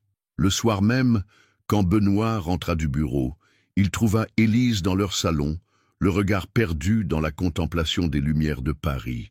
Elle ne se tourna pas quand il entra. « Comment s'est passée votre journée ?» demanda-t-il machinalement. « Votre père est venu voir ma mère à l'hôpital. » Quelque chose dans le ton d'Élise alerta immédiatement Benoît. « Papa, que voulait-il » Élise se tourna enfin vers lui et il fut frappé par la pâleur de son visage. « Il sait, pour notre rencontre avec Pierre Dubois, pour les documents, pour tout. » Benoît sentit le sol se dérober sous ses pieds. « Comment est-ce possible ? Il nous a fait surveiller. » Elle se leva et se dirigea vers le bar, se servant un verre de vin blanc d'une main tremblante. Il m'a menacé, Benoît. Il m'a dit que si nous continuions nos recherches, ma mère perdrait ses soins médicaux. Papa n'oserait jamais, vraiment. Elle se tourna vers lui avec une expression amère. L'homme qui a délibérément envoyé mon père à la mort n'oserait pas priver une femme malade de ses soins. Benoît s'assit lourdement dans l'un des fauteuils. Comment son père avait-il pu découvrir leur enquête? Et surtout, jusqu'où était-il prêt à aller pour protéger ses secrets? Qu'attendez-vous de moi? Demanda-t-il d'une voix blanche. Que vous me disiez, si vous êtes avec moi ou avec lui. Élise posa son verre et vint s'asseoir face à lui. Parce que là, maintenant, il faut choisir. Vous ne pouvez plus jouer sur les deux tableaux. Élise. Non, Benoît, pas de Élise sur ce ton compatissant. Je veux une réponse claire. Si votre père met ses menaces à exécution, m'aiderez-vous à payer les soins de ma mère? M'aiderez-vous à faire éclater la vérité sur la mort de mon père? Ou choisirez-vous, une fois de plus, de protéger l'empire familial? La question était brutale, mais juste. Benoît regardait cette femme qu'il avait appris à connaître et à respecter, cette femme pour laquelle il éprouvait désormais des sentiments qu'il n'osait pas s'avouer. Comment lui dire qu'il n'avait pas les moyens financiers de payer les soins de sa mère sans l'aide de son père? Comment lui expliquer que dénoncer Henri reviendrait à détruire non seulement sa propre vie, mais celle de centaines d'employés innocents? C'est plus compliqué que vous ne le pensez, dit-il finalement. Non, c'est exactement aussi simple que je le pense. Élise se leva, la déception se lisant clairement sur son visage. Vous choisissez votre père. Comme vous avez choisi l'empire familial, plutôt que Camille Rossi. Comme vous choisirez toujours ce qui vous arrange, plutôt que ce qui est juste. Élise, attendez. Mais elle était déjà sortie du salon, le laissant seul face à ses contradictions et à ses lâchetés. Pour la première fois de sa vie, Benoît Chevalier se retrouvait face à un choix qui engagerait non seulement son avenir, mais aussi son âme. Et il n'était plus certain d'avoir le courage de faire le bon choix. Cette nuit-là, ni l'un ni l'autre ne trouvèrent le sommeil, séparés par quelques mètres et leurs chambres respectives, mais aussi par un gouffre qui semblait s'élargir à chaque heure qui passait. Dans 48 heures, Élise devrait donner sa réponse à Henri Chevalier. Et cette réponse déterminerait non seulement l'avenir de sa mère, mais aussi celui de son mariage avec un homme qu'elle commençait à aimer malgré elle, mais qu'elle ne parvenait pas à respecter. Les 48 heures accordées par Henri Chevalier s'écoulaient avec la lenteur d'un supplice. Dans l'appartement de l'avenue Kléber, Benoît et Élise évoluaient comme deux fantômes, se croisant sans se parler, chacun enfermé dans ses propres tourments. L'ultimatum avait révélé au grand jour l'impasse dans laquelle il se trouvait. Comment choisir entre l'amour naissant et la survie, entre la justice et la loyauté familiale? Le deuxième matin, Élise se réveilla avec une résolution nouvelle. Elle avait passé la nuit à réfléchir, pesant chaque option, chaque conséquence. En fin de compte, la réponse s'était imposée d'elle-même, avec cette évidence douloureuse que procurent parfois les situations désespérées. Elle trouva Benoît dans la cuisine, buvant son café matinal tout en consultant ses emails professionnels sur son téléphone. Il leva les yeux vers elle, et elle fut frappée par les cernes qui marquaient son visage, témoignage de ses nuits blanches. « J'ai pris ma décision, dit-elle sans préambule. Benoît posa son téléphone, toute son attention concentrée sur elle. « Laquelle ? Je vais accepter les conditions de votre père. Je vais détruire les documents et cesser toute recherche sur la mort de mon père. » La surprise se lut clairement sur le visage de Benoît. « Élise, vous êtes sûre ? » ?»« Non, je ne suis pas sûre, mais je n'ai pas le choix. » Elle s'assit face à lui, ses mains tremblant légèrement. « Ma mère va mourir, Benoît. Sans ces traitements, elle a tout au plus quelques mois à vivre. Je ne peux pas la condamner pour venger un mort, même si c'était mon père. C'est un sacrifice énorme que vous faites là. C'est le sacrifice que font toutes les femmes depuis des siècles. Elles renoncent à la justice pour protéger ceux qu'elles aiment. Sa voix était amère, mais déterminée. Mais j'ai une condition. Laquelle ? Je veux que vous me promettiez quelque chose, Benoît. Jurez-moi que plus jamais, jamais, votre entreprise ne fera passer le profit avant la sécurité des ouvriers. Jurez-moi que mon père sera le dernier à mourir à cause de la cupidité des chevaliers. » Benoît la regardait avec une intensité troublante. Dans ses yeux, elle lisait un mélange d'admiration et de culpabilité qui la bouleversait malgré elle. « Je vous le promets, dit-il gravement. Sur la mémoire de votre père, je vous le promets. » Un silence lourd s'installa entre eux. Puis, Élise se leva, se dirigeant vers son bureau pour aller chercher la clé USB que leur avait remise Pierre Dubois. « Attendez, dit Benoît en la rattrapant par le bras. « Élise, regardez-moi. » Elle se tourna vers lui et fut surprise par la proximité de son visage. Pour la première fois depuis leur mariage, ils se tenaient vraiment proches l'un de l'autre, assez près pour sentir leur souffle respectif. « Il faut que vous sachiez quelque chose, » murmura-t-il. « Ces dernières semaines, apprendre à vous connaître, partager cette quête de vérité avec vous, cela a changé ma vie. Vous avez changé ma vie. » Benoît, laissez-moi finir. Je sais que notre mariage était une transaction. Je sais que vous n'éprouvez rien pour moi et je ne peux pas vous en vouloir. Mais moi, je suis tombé amoureux de vous. Cette déclaration frappa Élise comme la foudre. Elle scrutait le visage de Benoît, cherchant un signe de mensonge, une trace de manipulation. Mais tout ce qu'elle y lisait, c'était une sincérité bouleversante. « Vous ne pouvez pas me dire ça maintenant, » murmura-t-elle. « Ou pas au moment où j'accepte de renoncer à tout pour sauver ma mère. C'est justement parce que vous acceptez ce sacrifice que je vous le dis. Parce que votre courage, votre dignité, votre amour pour votre mère, tout cela me donne envie d'être un homme meilleur. » Ils se regardaient, séparés par quelques centimètres seulement. L'attraction qui existait entre eux depuis des mois était devenue palpable, électrique. Élise sentait son cœur s'emballer, et cette réaction physique la terrifiait autant qu'elle l'attirait. « Je ne peux pas, » dit-elle en reculant d'un pas. « Benoît, je ne peux pas tomber amoureuse de vous. Ce serait trop compliqué. » « Pourquoi ? » « Parce que vous êtes le fils de l'homme qui a tué mon père. Parce que notre mariage est construit sur un mensonge. Parce que... » Sa voix se brisa. « Parce que moi aussi, je commence à éprouver des sentiments pour vous et ça me fait peur. » Cette confession mutuelle les laissa tous les deux bouleversés. Ils venaient de franchir une ligne invisible, de passer du mariage de convenance à quelque chose de beaucoup plus dangereux et complexe. Le téléphone de Benoît sonna, brisant ce moment d'intimité. C'était son père. « Benoît, j'espère que tu as su raisonner ta femme. J'attends sa réponse dans 2 heures. Elle accepte vos conditions, papa? Parfait. Et les documents ?»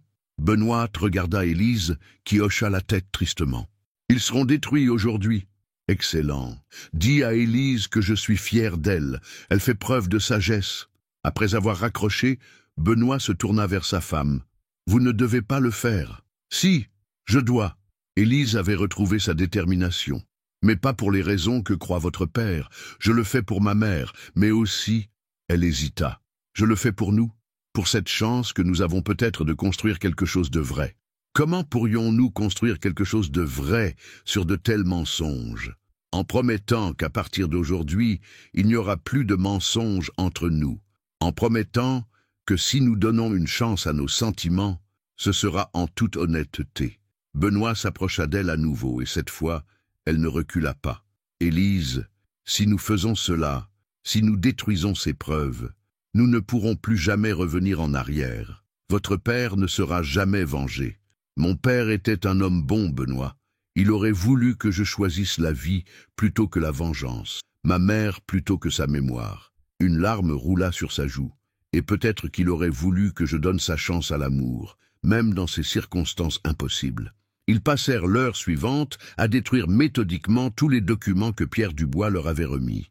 Chaque page qui brûlait dans la cheminée du salon emportait avec elle un espoir de justice, mais aussi une promesse d'avenir. C'était un sacrifice douloureux, mais aussi un acte libérateur. Quand le dernier document fut réduit en cendres, Élise s'effondra dans les bras de Benoît.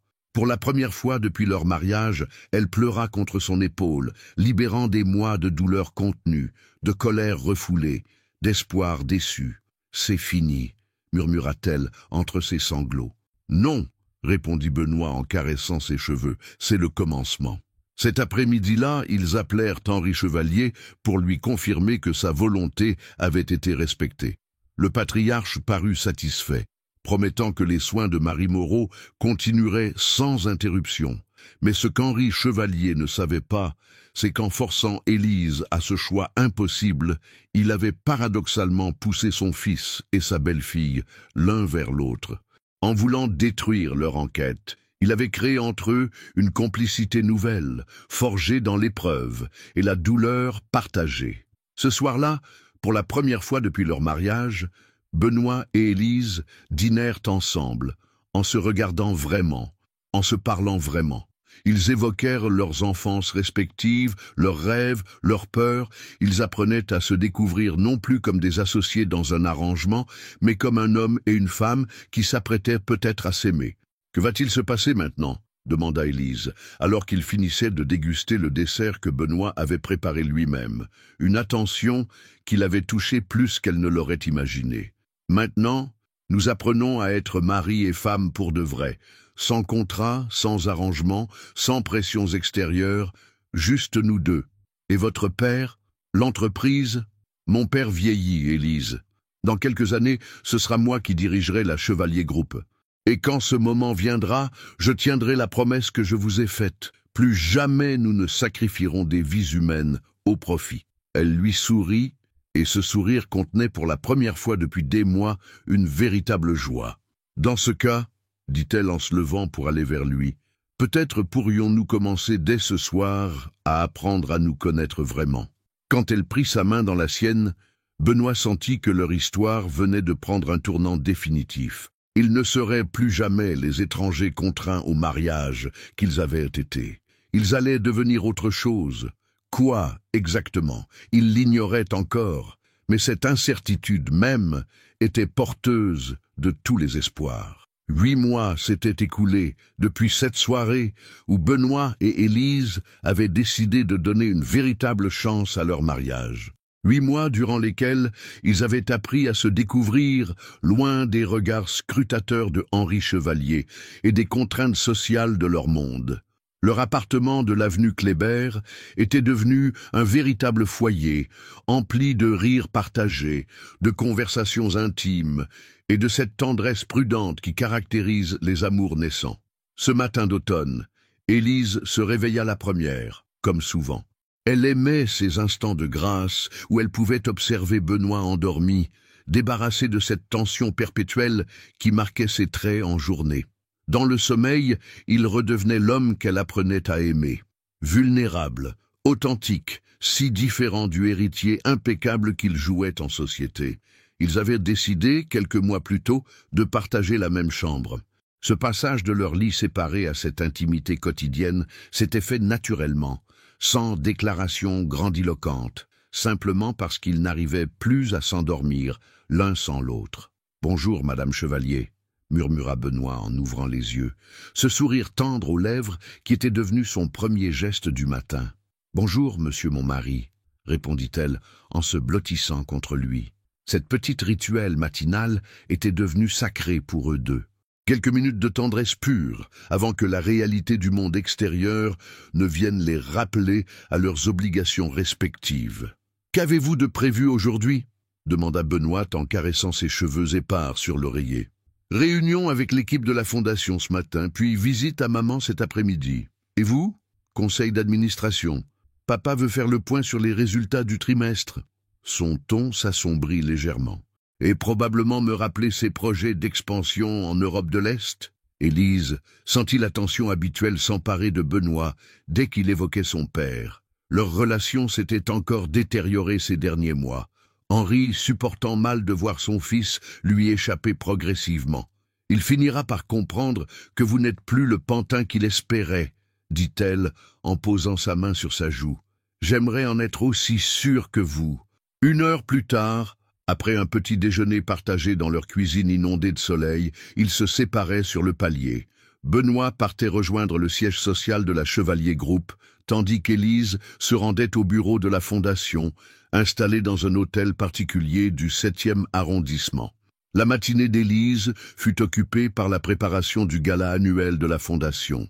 Depuis qu'elle en avait pris les rênes officieuses, l'organisation caritative des Chevaliers avait considérablement élargi son champ d'action. Élise avait développé des programmes d'aide aux familles d'ouvriers du bâtiment, des bourses d'études pour les jeunes des quartiers populaires et surtout un fonds d'urgence pour les victimes d'accidents du travail. « Madame Chevalier » l'interrompit sa secrétaire, « vous avez une visite, un certain monsieur Dubois qui insiste pour vous voir. » Le sang d'Élise se figea. Pierre Dubois. Que venait faire l'ancien contremaître ici? Il n'avait eu aucun contact depuis cette fameuse soirée où ils avaient détruit les documents compromettants. Elle le reçut dans son bureau, remarquant immédiatement que le vieil homme paraissait amaigri, vieilli. Ses mains tremblaient légèrement quand il s'assit face à elle. « Monsieur Dubois, quelle surprise! Comment allez-vous ?»« Pas très bien, Madame Chevalier. C'est pour ça que je viens vous voir. » Il fouilla dans une sacoche usée et en sortit une enveloppe. « J'ai quelque chose pour vous, quelque chose que j'aurais dû vous donner il y a longtemps. » « De quoi s'agit-il ?»« D'une lettre, une lettre que votre père m'avait confiée quelques jours avant l'accident. Il m'avait dit « Pierre, si quelque chose m'arrive, promets-moi de remettre ceci à ma fille quand elle sera prête à l'entendre. » Élise prit l'enveloppe d'une main tremblante. L'écriture de son père, cette écriture qu'elle connaissait si bien, était encore visible sur le papier jauni. « Pour ma Élise chérie. Pourquoi ne me l'avez-vous pas donné plus tôt ?» demanda-t-elle, la gorge serrée. « Parce que j'avais peur de ce qu'elle contenait. Et puis, il baissa les yeux. Et puis je me suis dit que vous étiez heureuse maintenant avec votre mari, que remuer le passé ne servirait à rien. Qu'est-ce qui vous a fait changer d'avis ? » « Je suis malade, Madame Chevalier, cancer du poumon. Les médecins me donnent quelques mois. Je ne voulais pas emporter ce secret dans ma tombe. » Élise regardait l'enveloppe sans oser l'ouvrir. Que pouvait bien contenir cette dernière lettre de son père? Quel secret avait-il voulu lui transmettre? « Lisez-la tranquillement, » dit Pierre Dubois en se levant péniblement. « Et quoi qu'elle contienne, souvenez-vous que votre père vous aimait plus que tout au monde. » Après son départ, Élise resta seule dans son bureau, l'enveloppe posée devant elle sur son bureau d'acajou. Elle hésita longuement avant de l'ouvrir, pressentant que son contenu allait une fois encore bouleverser sa vie. La lettre était longue, écrite de cette écriture soignée que son père avait gardée de ses années d'études d'ingénieur. « Ma très chère Élise, si tu lis ces lignes, c'est que mes craintes se sont malheureusement réalisées. Je sais que ma position sur le chantier de Montreuil me met en danger. J'ai découvert des choses que certaines personnes préféreraient garder secrètes. Mais ce n'est pas de cela que je veux te parler dans cette lettre. Je veux te parler d'amour, de pardon et d'une vérité que j'ai gardée cachée pendant des années. Ta mère et moi n'avons pas toujours été heureux ensemble. Il y a eu des épreuves, des erreurs, des moments où nous avons failli nous séparer. Mais nous avons choisi de nous battre pour notre amour, et c'est ce choix qui a rendu notre vie si belle. Je te dis cela parce que je sais que la vie te réservera des épreuves, ma chérie. Tu devras peut-être faire des choix difficiles, accepter des compromis douloureux. Mais souviens-toi que l'amour véritable ne naît pas toujours dans l'idéal. Parfois, il fleurit dans les circonstances les plus improbables.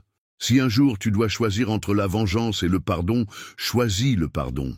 Si tu dois choisir entre la haine et l'amour, choisis l'amour. C'est le seul moyen de transformer les tragédies en bénédictions. Je sais que tu seras une femme remarquable, ma Élise. Une femme capable d'aimer même ses ennemis, de pardonner même l'impardonnable. C'est ce don rare qui fera ta force. Prends soin de ta mère. Et si un jour un homme entre dans ta vie, juge-le non pas sur ses erreurs, mais sur sa capacité à devenir meilleur pour toi. Je t'aime infiniment, papa. Élise relut la lettre plusieurs fois, les larmes coulant librement sur ses joues. Son père avait-il eu une prémonition ? Comment avait-il pu deviner avec une telle précision les épreuves qu'elle allait traverser? Quand Benoît rentra ce soir-là, il trouva sa femme dans leur salon, la lettre à la main, les yeux rougis par les larmes. « Élise, que se passe-t-il » Elle lui tendit la lettre sans un mot. Il la lut attentivement, et quand il releva les yeux vers elle, son regard exprimait un mélange d'émotion et d'admiration. « Votre père était un homme extraordinaire, » dit-il doucement. « Oui. » Et il avait raison. Elle se leva et vint s'asseoir près de lui sur le canapé. « Benoît, ces derniers mois avec vous, ce que nous construisons ensemble, c'est exactement ce dont parlait papa dans cette lettre. Un amour né dans l'improbable, forgé dans l'épreuve. Vous ne regrettez pas ce sacrifice que vous avez fait, cette justice à laquelle vous avez renoncé? Non. Sa réponse était ferme, assurée. Papa ne voudrait pas que sa mort empoisonne ma vie. Il voudrait que je sois heureuse. Et avec vous, elle posa sa main sur la sienne. Avec vous, je le suis. Ce soir-là, ils firent l'amour pour la première fois depuis leur mariage. Non plus comme deux étrangers liés par les circonstances, mais comme un homme et une femme qui s'étaient choisis librement, malgré tout ce qui les séparait. Leur corps se découvrait avec cette tendresse mêlée de passion qui caractérise les amours véritables, et quand ils s'endormirent enlacés, ils savaient tous les deux qu'ils venaient de franchir un cap définitif. Dans l'obscurité de leur chambre, Élise murmura contre l'épaule de Benoît « Je t'aime ». C'était la première fois qu'elle prononçait ces mots, et ils résonnèrent dans le silence comme une promesse d'éternité. « Moi aussi, je t'aime », répondit-il en la serrant plus fort contre lui. Plus que je n'aurais jamais cru possible. Dehors, Paris continuait sa vie nocturne, indifférent à ce miracle qui venait de se produire, avenue Kléber. Deux êtres que tout opposait venaient de découvrir qu'ils étaient faits l'un pour l'autre. 1 an et demi après leur mariage, Benoît et Élise vivaient dans un bonheur que ni l'un ni l'autre n'avaient osé espérer. Leur amour, né dans les circonstances les plus improbables, avait mûri jusqu'à devenir cette évidence tranquille qui caractérise les unions véritables. Pourtant, ce bonheur fragile allait bientôt être mis à l'épreuve par une révélation qui remettrait en question tout ce qu'ils avaient construit ensemble. Ce matin de décembre, une neige fine tombait sur Paris, transformant la capitale en un tableau impressionniste. Élise se préparait pour une journée particulièrement chargée. Conseil d'administration de la Fondation le matin, puis déjeuner avec sa mère, qui avait enfin quitté l'hôpital après une rémission encourageante de son cancer. « Tu es magnifique », murmura Benoît en la regardant ajuster son tailleur anthracite devant le miroir de leur dressing. Flatteur. Elle lui sourit dans le reflet. « Comment se passe ton projet de réorganisation ?» Depuis plusieurs mois, Benoît œuvrait discrètement à une refonte complète des protocoles de sécurité de l'entreprise familiale. Il tenait ainsi la promesse faite à Élise, préparant l'avenir où il dirigerait la Chevalier Group selon ses propres valeurs. « Papa résiste, mais j'ai l'appui du conseil. Les temps changent, même dans notre secteur. » Il l'embrassa tendrement. « Et puis j'ai une motivation particulière pour réussir. Laquelle? Être digne de la femme que j'aime. » Ces petits moments de tendresse quotidienne étaient devenus leur force. Ils avaient appris à construire leur bonheur dans l'instant présent, sans se laisser empoisonner par le poids du passé. Élise quitta l'appartement le cœur léger, ignorant que cette journée allait bouleverser leur existence. La réunion de la Fondation se déroula normalement, mais c'est en sortant qu'elle reçut un appel qui la figea sur place. « Madame Chevalier, ici Maître Durand, notaire de feu Pierre Dubois. Pourriez-vous passer à mon étude ? Monsieur Dubois vous a légué quelque chose d'important. » Pierre Dubois était décédé 2 semaines plus tôt. Élise et Benoît avaient assisté à ses obsèques, touchés par la dignité de cet homme qui avait emporté tant de secrets dans sa tombe. L'étude notariale se trouvait dans le Marais, dans l'un de ces hôtels particuliers, où l'histoire semblait s'être arrêtée au siècle des Lumières. Maître Durand, homme austère aux cheveux blancs, reçut Élise dans son bureau lambrissé avec une solennité qui l'inquiéta immédiatement. « Madame Chevalier, feu Pierre Dubois m'a confié une mission particulière vous concernant. » Il ouvrit un coffret ancien posé sur son bureau. « Avant de mourir, il m'a remis ceci avec instruction de vous le remettre personnellement. » Il en sortit une enveloppe scellée, mais aussi quelque chose qui coupa le souffle à Élise, un petit dictaphone numérique. Monsieur Dubois m'a précisé que vous seul devez décider si vous souhaitez écouter cet enregistrement. Il contenait, selon ses propres termes, la vérité que même les morts hésitent à révéler. Élise prit les objets d'une main tremblante. « Savez-vous de quoi il s'agit ? » ?»« Non, madame, et je n'ai pas souhaité le savoir. Certaines vérités sont trop lourdes à porter pour un simple notaire. » De retour chez elle, Élise resta longtemps dans sa voiture, garée devant leur immeuble, fixant le dictaphone comme s'il s'agissait d'une bombe prête à exploser. Qu'avait donc découvert Pierre Dubois qui nécessitait tant de précautions?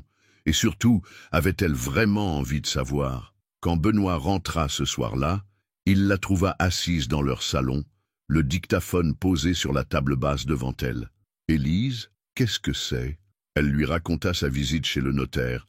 Le visage de Benoît s'assombrit à mesure qu'elle parlait. « Vous n'allez quand même pas l'écouter ?»« Je ne sais pas. » Elle leva vers lui des yeux tourmentés. « Benoît, et si Pierre avait découvert quelque chose d'encore plus grave, quelque chose qui concernait directement notre mariage, qu'est-ce que cela changerait ?» Il s'assit près d'elle, prenant ses mains dans les siennes. « Élise, nous sommes heureux. Pour la première fois de ma vie, je suis vraiment heureux. Pourquoi risquer de détruire tout cela pour des secrets d'un homme mort? Parce que notre bonheur ne peut pas être construit sur des mensonges. Notre bonheur est construit sur notre amour, sur ce que nous avons choisi de devenir ensemble. Le passé nous a menés l'un vers l'autre, Benoît. Comment pourrions-nous l'ignorer? » Ils passèrent la soirée à débattre, chacun campant sur sa position. Benoît plaidait pour l'oubli, pour la préservation de leur équilibre fragile. Élise, elle, ne parvenait pas à supporter l'idée qu'un secret puisse encore les séparer. Finalement, aux alentours de minuit, elle prit sa décision. « Je vais l'écouter, mais je veux que vous soyez près de moi. Quoi que contienne cet enregistrement, nous l'affronterons ensemble. » Benoît acquiesça, bien qu'avec réticence. Il appuya sur le bouton lecture du dictaphone, et la voix chevrotante de Pierre Dubois emplit le silence de leur salon. « Madame Chevalier, si vous écoutez ceci, c'est que j'ai trouvé le courage de vous révéler la vérité. Une vérité que j'ai découverte il y a seulement quelques semaines, en rangeant les affaires personnelles de votre père. » Un silence, puis la voix reprit, plus faible. « Votre père, il avait découvert bien plus que les négligences sur le chantier de Montreuil. Il avait mis au jour un système de corruption qui impliquait non seulement Henri Chevalier, mais aussi des fonctionnaires municipaux, des inspecteurs du travail, tout un réseau. » Élise sentit son sang se glacer. À côté d'elle, Benoît était devenu livide. « Mais ce n'est pas le plus grave, Madame Chevalier, le plus grave. » Une quinte de toux interrompit l'enregistrement. « Le plus grave, c'est que votre père avait l'intention de tout révéler. Il avait pris contact avec un journaliste d'investigation. Henri Chevalier l'avait appris. » Le silence qui suivit sembla durer une éternité. « Madame Chevalier, votre père n'est pas mort dans un accident. Il a été éliminé. Henri Chevalier a organisé sa mort pour l'empêcher de parler. Et ce mariage qu'on vous a présenté comme une réparation, c'était en réalité le moyen de s'assurer définitivement de votre silence. En faisant de vous une chevalier, Henri savait que vous ne pourriez jamais l'accuser sans vous détruire vous-même. » L'enregistrement s'arrêta dans un déclic sinistre. Le dictaphone tomba des mains tremblantes d'Élise.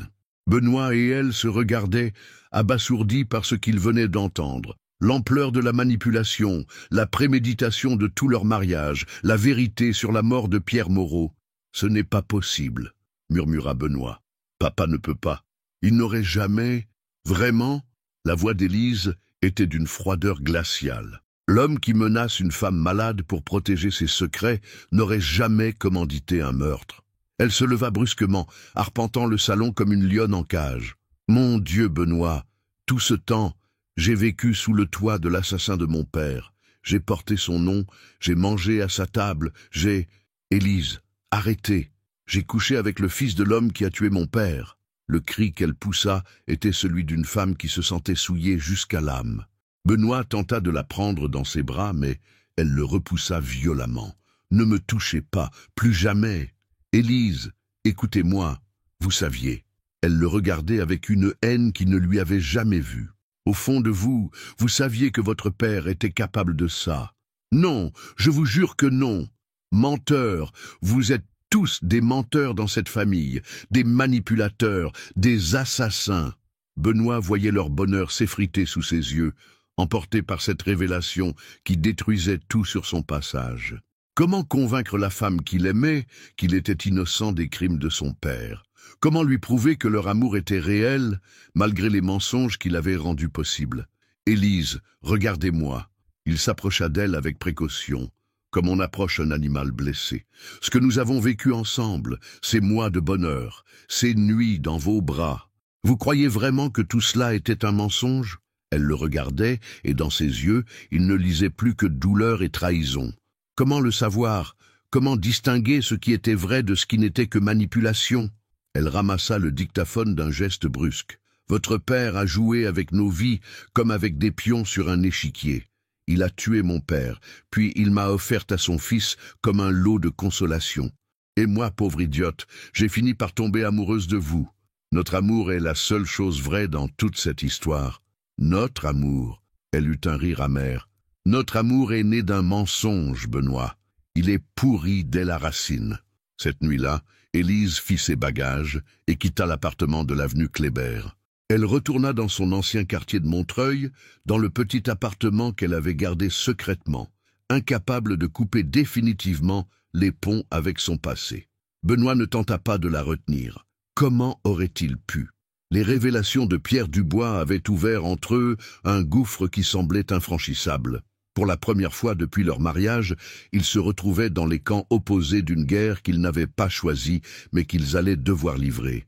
Dans la solitude de leur appartement désormais vide, Benoît comprenait que le plus dur restait à venir, confronter son père et obtenir enfin la vérité sur toute cette histoire. Une vérité qui risquait de détruire définitivement tout ce qu'il avait cru construire avec la femme de sa vie. 3 semaines s'étaient écoulées depuis le départ d'Élise, 3 semaines de solitude absolue pour Benoît, qui errait comme une âme en peine dans l'appartement vidé de sa présence. Chaque objet lui rappelait sa femme.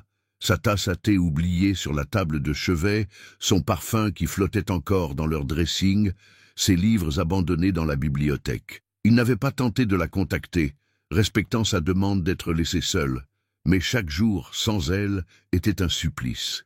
Ce matin-là, il prit finalement la décision qu'il repoussait depuis des semaines, confronter son père. Il ne pouvait plus vivre dans l'incertitude, ne pouvait plus supporter de ne pas savoir si l'homme qu'il avait admiré toute sa vie était vraiment un assassin. Henri Chevalier l'attendait dans son bureau, comme si cette confrontation était inéluctable.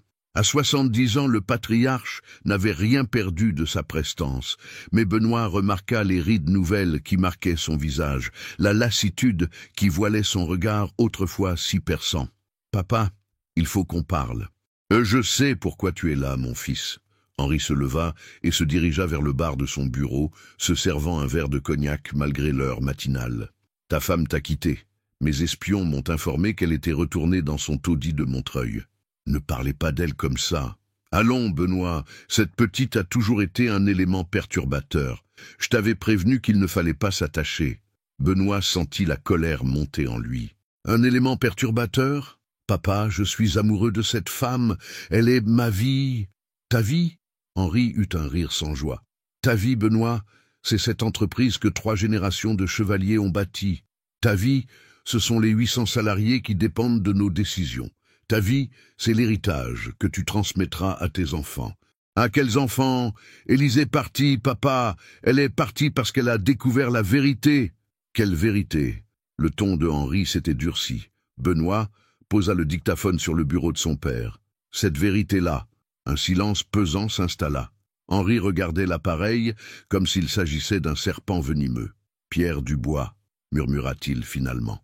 Ce vieux fou aura empoisonné nos vies jusqu'après sa mort. Alors c'est vrai? Benoît avait l'impression que le sol se dérobait sous ses pieds. Vous avez tué Pierre Moreau? Henri se rassit lourdement dans son fauteuil, soudain vieilli de 10 ans. Je n'ai tué personne de mes propres mains, Benoît. Je ne suis pas un monstre. Mais vous l'avez fait tuer. J'ai arrangé les choses pour qu'un accident se produise. Sa voix n'était plus qu'un murmure. Pierre Moreau allait détruire tout ce pour quoi nous avons travaillé. Il avait des preuves, des témoins, des documents qui auraient envoyé la moitié du conseil d'administration en prison. Benoît ferma les yeux, accablé par cette confession. « Mon Dieu, papa, comment avez-vous pu? Comment j'ai pu ?» Henri se leva brusquement, retrouvant sa fougue. « J'ai pu parce que j'avais le choix entre sacrifier un homme et voir s'effondrer l'œuvre de toute une vie, parce que 800 familles dépendaient de mes décisions. » Parce que parfois, Benoît, un homme doit prendre des décisions terribles pour protéger ce qui compte vraiment. Et le mariage avec Élise, ça aussi c'était calculé?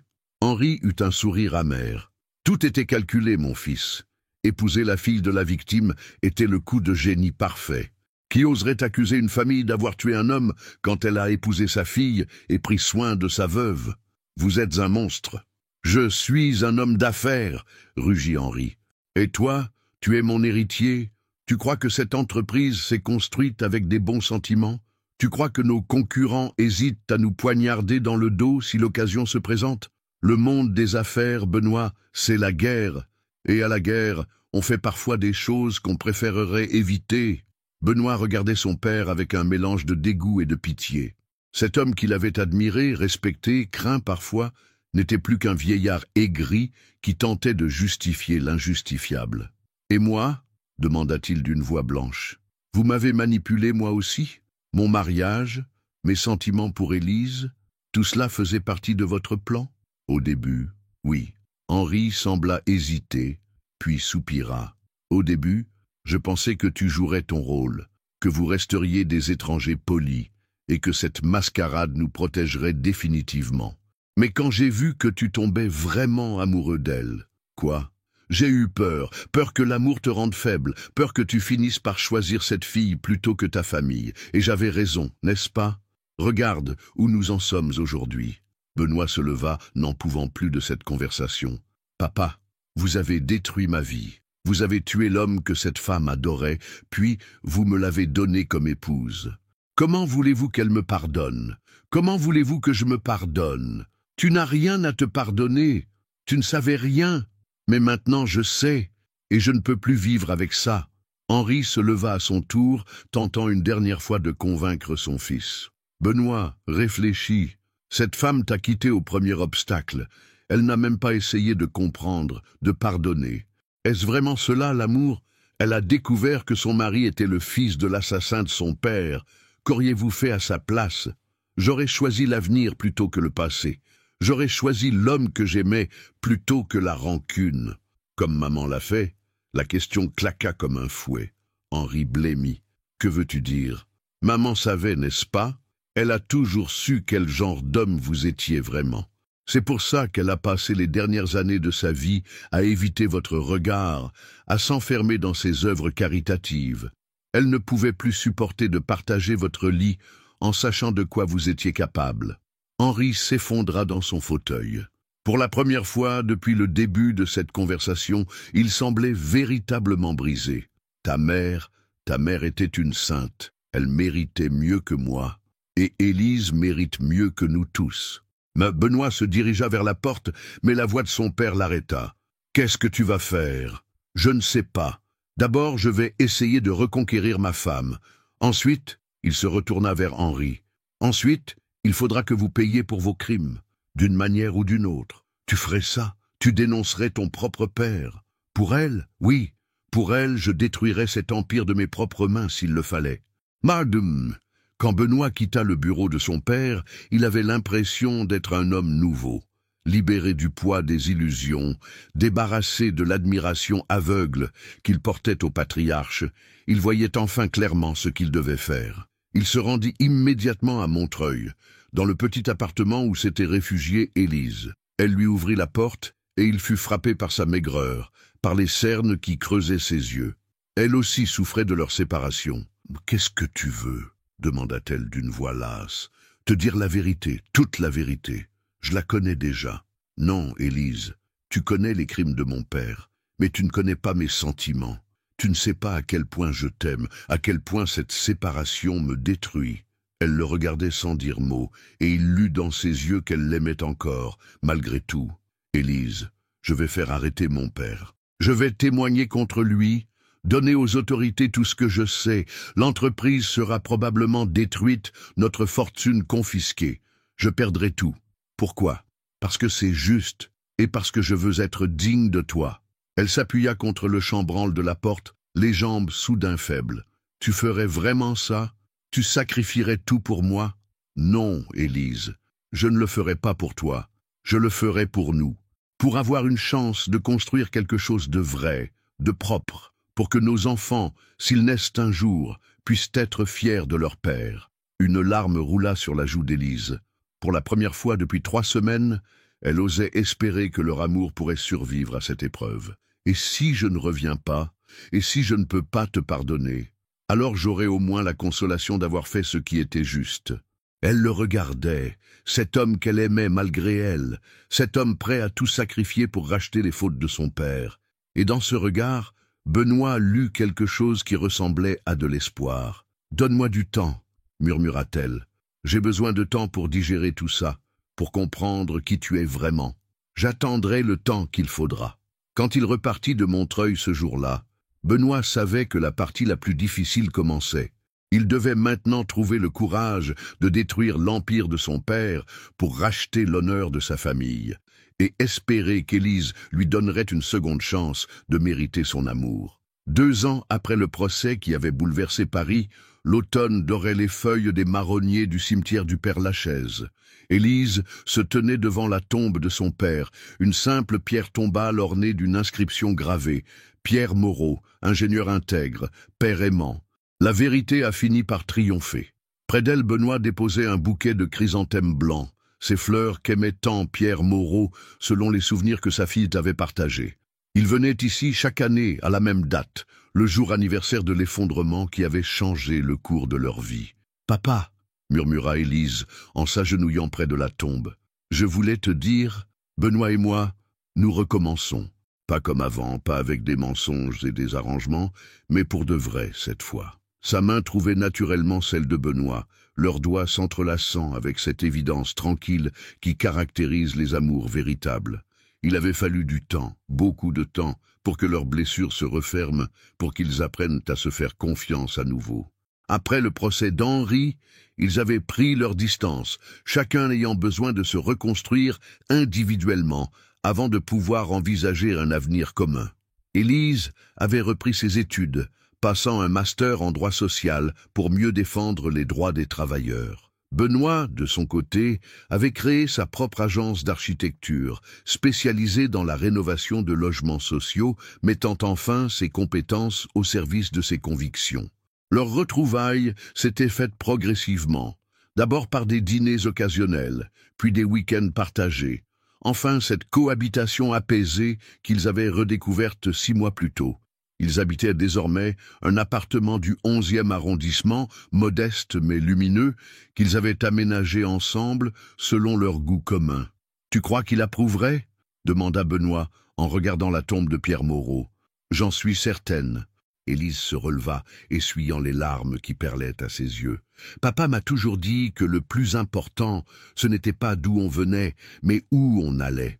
Tu as prouvé que tu étais capable de changer, de devenir l'homme que tu voulais vraiment être. » En quittant le cimetière, ils traversèrent Paris main dans la main, profitant de cette douceur automnale qui rendait leur ville si belle. Leur destination était l'hôpital Cochin, où Marie Moreau achevait sa convalescence après une rechute hivernale qui avait inquiété toute la famille. « Mes chéris !» Marie les accueillit avec ce sourire radieux qui illuminait son visage malgré la maladie. À 62 ans, elle avait gardé cette élégance naturelle qui caractérisait les femmes de sa génération, et ses yeux pétillaient toujours de cette intelligence vive qu'Élise avait héritée d'elle. « Comment vous sentez-vous, maman ?» demanda Élise en l'embrassant tendrement. « Merveilleusement bien. Les médecins parlent même d'une rémission complète. » Marie prit la main de Benoît avec affection. « Et vous, mon cher gendre, comment va votre nouvelle entreprise ?» Les commandes affluent. Apparemment, avoir dénoncé son père criminel donne une certaine crédibilité quand on prétend construire de l'habitat social éthique, répondit Benoît avec un sourire ironique. Ne plaisantez pas avec ça, le gronda gentiment Marie. Ce que vous avez fait demandait un courage extraordinaire. Pierre aurait été fier de vous. Ces mots touchaient Benoît au cœur. L'approbation posthume de Pierre Moreau, exprimée à travers sa veuve, était l'absolution qu'il avait cherchée pendant des mois. Ils passèrent l'après-midi auprès de Marie, évoquant leurs projets d'avenir, leurs voyages prévus, cette vie nouvelle qu'ils construisaient pierre par pierre. Quand vint l'heure de partir, Marie retint Benoît par la manche. « Benoît, j'aimerais vous parler en privé. » Élise sortit de la chambre, les laissant seuls. Marie prit les mains de Benoît dans les siennes, ses yeux plantés dans les siens. « Mon garçon, Je sais que vous portez encore de la culpabilité. Je le vois dans votre regard parfois. Cette ombre qui passe quand vous pensez à votre père, à tout ce qui s'est passé. Madame Moreau, laissez-moi finir. Sa voix était douce mais ferme. Pierre m'a écrit une dernière lettre avant sa mort, une lettre que je n'ai jamais montrée à Élise, parce qu'elle était destinée à l'homme qui épouserait ma fille. Elle fouilla dans le tiroir de sa table de chevet et en sortit une enveloppe scellée. Il avait tout prévu, vous savez. Il savait qu'il risquait sa vie en révélant la vérité, mais il savait aussi qu'un jour, sa mort pourrait servir à quelque chose de beau. Lisez ceci quand vous serez seul. Et n'oubliez jamais que les erreurs de nos pères ne définissent pas qui nous sommes. Ce soir-là, dans l'intimité de leur appartement, Benoît ouvrit la lettre que Pierre Moreau avait écrite pour lui des années avant qu'ils ne se rencontrent. À l'homme qui aimera ma fille. Si vous lisez ces lignes, c'est que les circonstances ont été plus fortes que moi, mais que l'amour a été plus fort que les circonstances. Je ne connais pas votre nom, je ne connais pas votre visage, mais je sais une chose. Pour que cette lettre arrive entre vos mains, vous devez aimer Élise plus que tout au monde. Ma fille a hérité de moi la soif de justice, mais elle a hérité de sa mère la capacité de pardon. Ces deux qualités feront d'elle une épouse extraordinaire si vous savez les comprendre et les respecter. Je ne sais pas quelles épreuves vous aurez traversées ensemble, mais je sais qu'elle aura su vous transformer comme vous l'aurez transformée. L'amour véritable ne nous laisse jamais inchangés. Prenez soin d'elle, protégez ses rêves, soutenez ses combats, et n'oubliez jamais que vous avez reçu le plus précieux des cadeaux, le cœur d'une femme qui sait aimer malgré la douleur, pardonner malgré la trahison, espérer malgré l'adversité. Soyez heureux. C'est tout ce qu'un père peut souhaiter pour sa fille. Pierre Moreau. Quand Benoît eut terminé sa lecture, les larmes coulaient librement sur ses joues. Élise s'approcha de lui, lisant par-dessus son épaule les derniers mots de son père. Il savait, murmura-t-elle. Même dans les pires moments, papa gardait espoir. Élise. Benoît se tourna vers elle, la lettre tremblant dans ses mains. Je ne mérite pas cet homme extraordinaire que votre père décrit. Si, tu le mérites. Elle prit son visage entre ses mains. Tu l'as mérité le jour où tu as choisi la vérité plutôt que le mensonge, la justice plutôt que le confort, l'amour plutôt que la facilité. Ils s'embrassèrent avec cette passion teintée de tendresse qui caractérisait leur amour reconstruit. Plus tard dans la soirée, alors qu'ils dînaient aux chandelles dans leur petite salle à manger, Benoît posa sa fourchette et regarda sa femme avec intensité. « Élise, j'aimerais que nous renouvelions nos vœux de mariage. » Quoi? Pas une mascarade cette fois, pas un arrangement entre familles, juste nous deux, devant les gens que nous aimons vraiment, pour nous promettre l'un à l'autre en toute sincérité. Élise sourit, ses yeux brillants de joie. « Tu veux recommencer à zéro? Je veux commencer pour de bon. » 6 mois plus tard, par une belle matinée de mai, une petite cérémonie se déroulait dans le jardin de la maison de retraite où Marie Moreau avait emménagé. Quelques amis proches, les anciens collègues de Pierre Moreau, les nouveaux associés de Benoît, et même Julien Chevalier, qui avait fini par respecter le courage de son frère, entouraient le couple. Élise portait une robe de soie crème toute simple, Benoît un costume gris qu'il avait choisi lui-même. Pas de photographe, pas de journaliste, pas de mise en scène. Juste 2 personnes qui s'aimaient et voulaient le dire au monde entier. « Élise, dit Benoît, quand vint le moment d'échanger leurs vœux, je te promets d'être l'homme que ton père aurait voulu que je sois.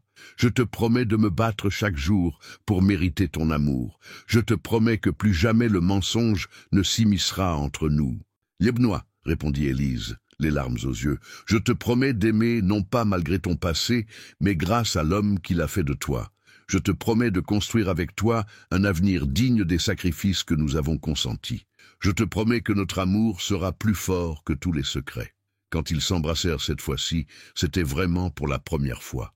Le premier baiser de leur vrai mariage, de leur vraie vie commune. 5 ans plus tard, ils accueillaient leur premier enfant, un petit Pierre en l'honneur du grand-père qu'ils ne connaîtraient jamais, mais dont ils porteraient l'héritage moral. L'agence d'architecture de Benoît prospérait, spécialisée dans la construction éthique. Élise avait créé une association d'aide juridique aux victimes d'accidents du travail. Ensemble, ils transformaient leur douleur passée en actions positives pour l'avenir. Et parfois, le soir, quand ils regardaient leur fils dormir dans son berceau, ils repensaient à ces premiers mois terribles de leur mariage arrangé, à tous les obstacles qu'ils avaient surmontés, à tous les secrets qui avaient failli les séparer à jamais. « Tu regrettes parfois ?» demandait Élise. « Jamais », répondait Benoît en la serrant contre lui. « Sans tous ces mensonges, nous ne nous serions jamais rencontrés. Sans toutes ces épreuves, nous n'aurions jamais appris à nous aimer vraiment. » Et dans la douceur de leur appartement parisien, bercé par les bruits familiers de leur ville, ils savaient qu'ils avaient réussi l'impossible, transformer une tragédie en histoire d'amour, un mariage de raison en union du cœur, des secrets mortifères en vérité libératrice. Leur amour avait triomphé de tout, des mensonges de famille, des crimes du passé, des blessures du présent. Il était devenu cette évidence lumineuse qui illuminait chaque jour de leur existence commune. Et quelque part, dans un cimetière du Père-Lachaise, Pierre Moreau pouvait reposer en paix, sachant que sa mort n'avait pas été vaine, que sa fille avait trouvé le bonheur, et que la vérité avait fini par triompher de tous les silences.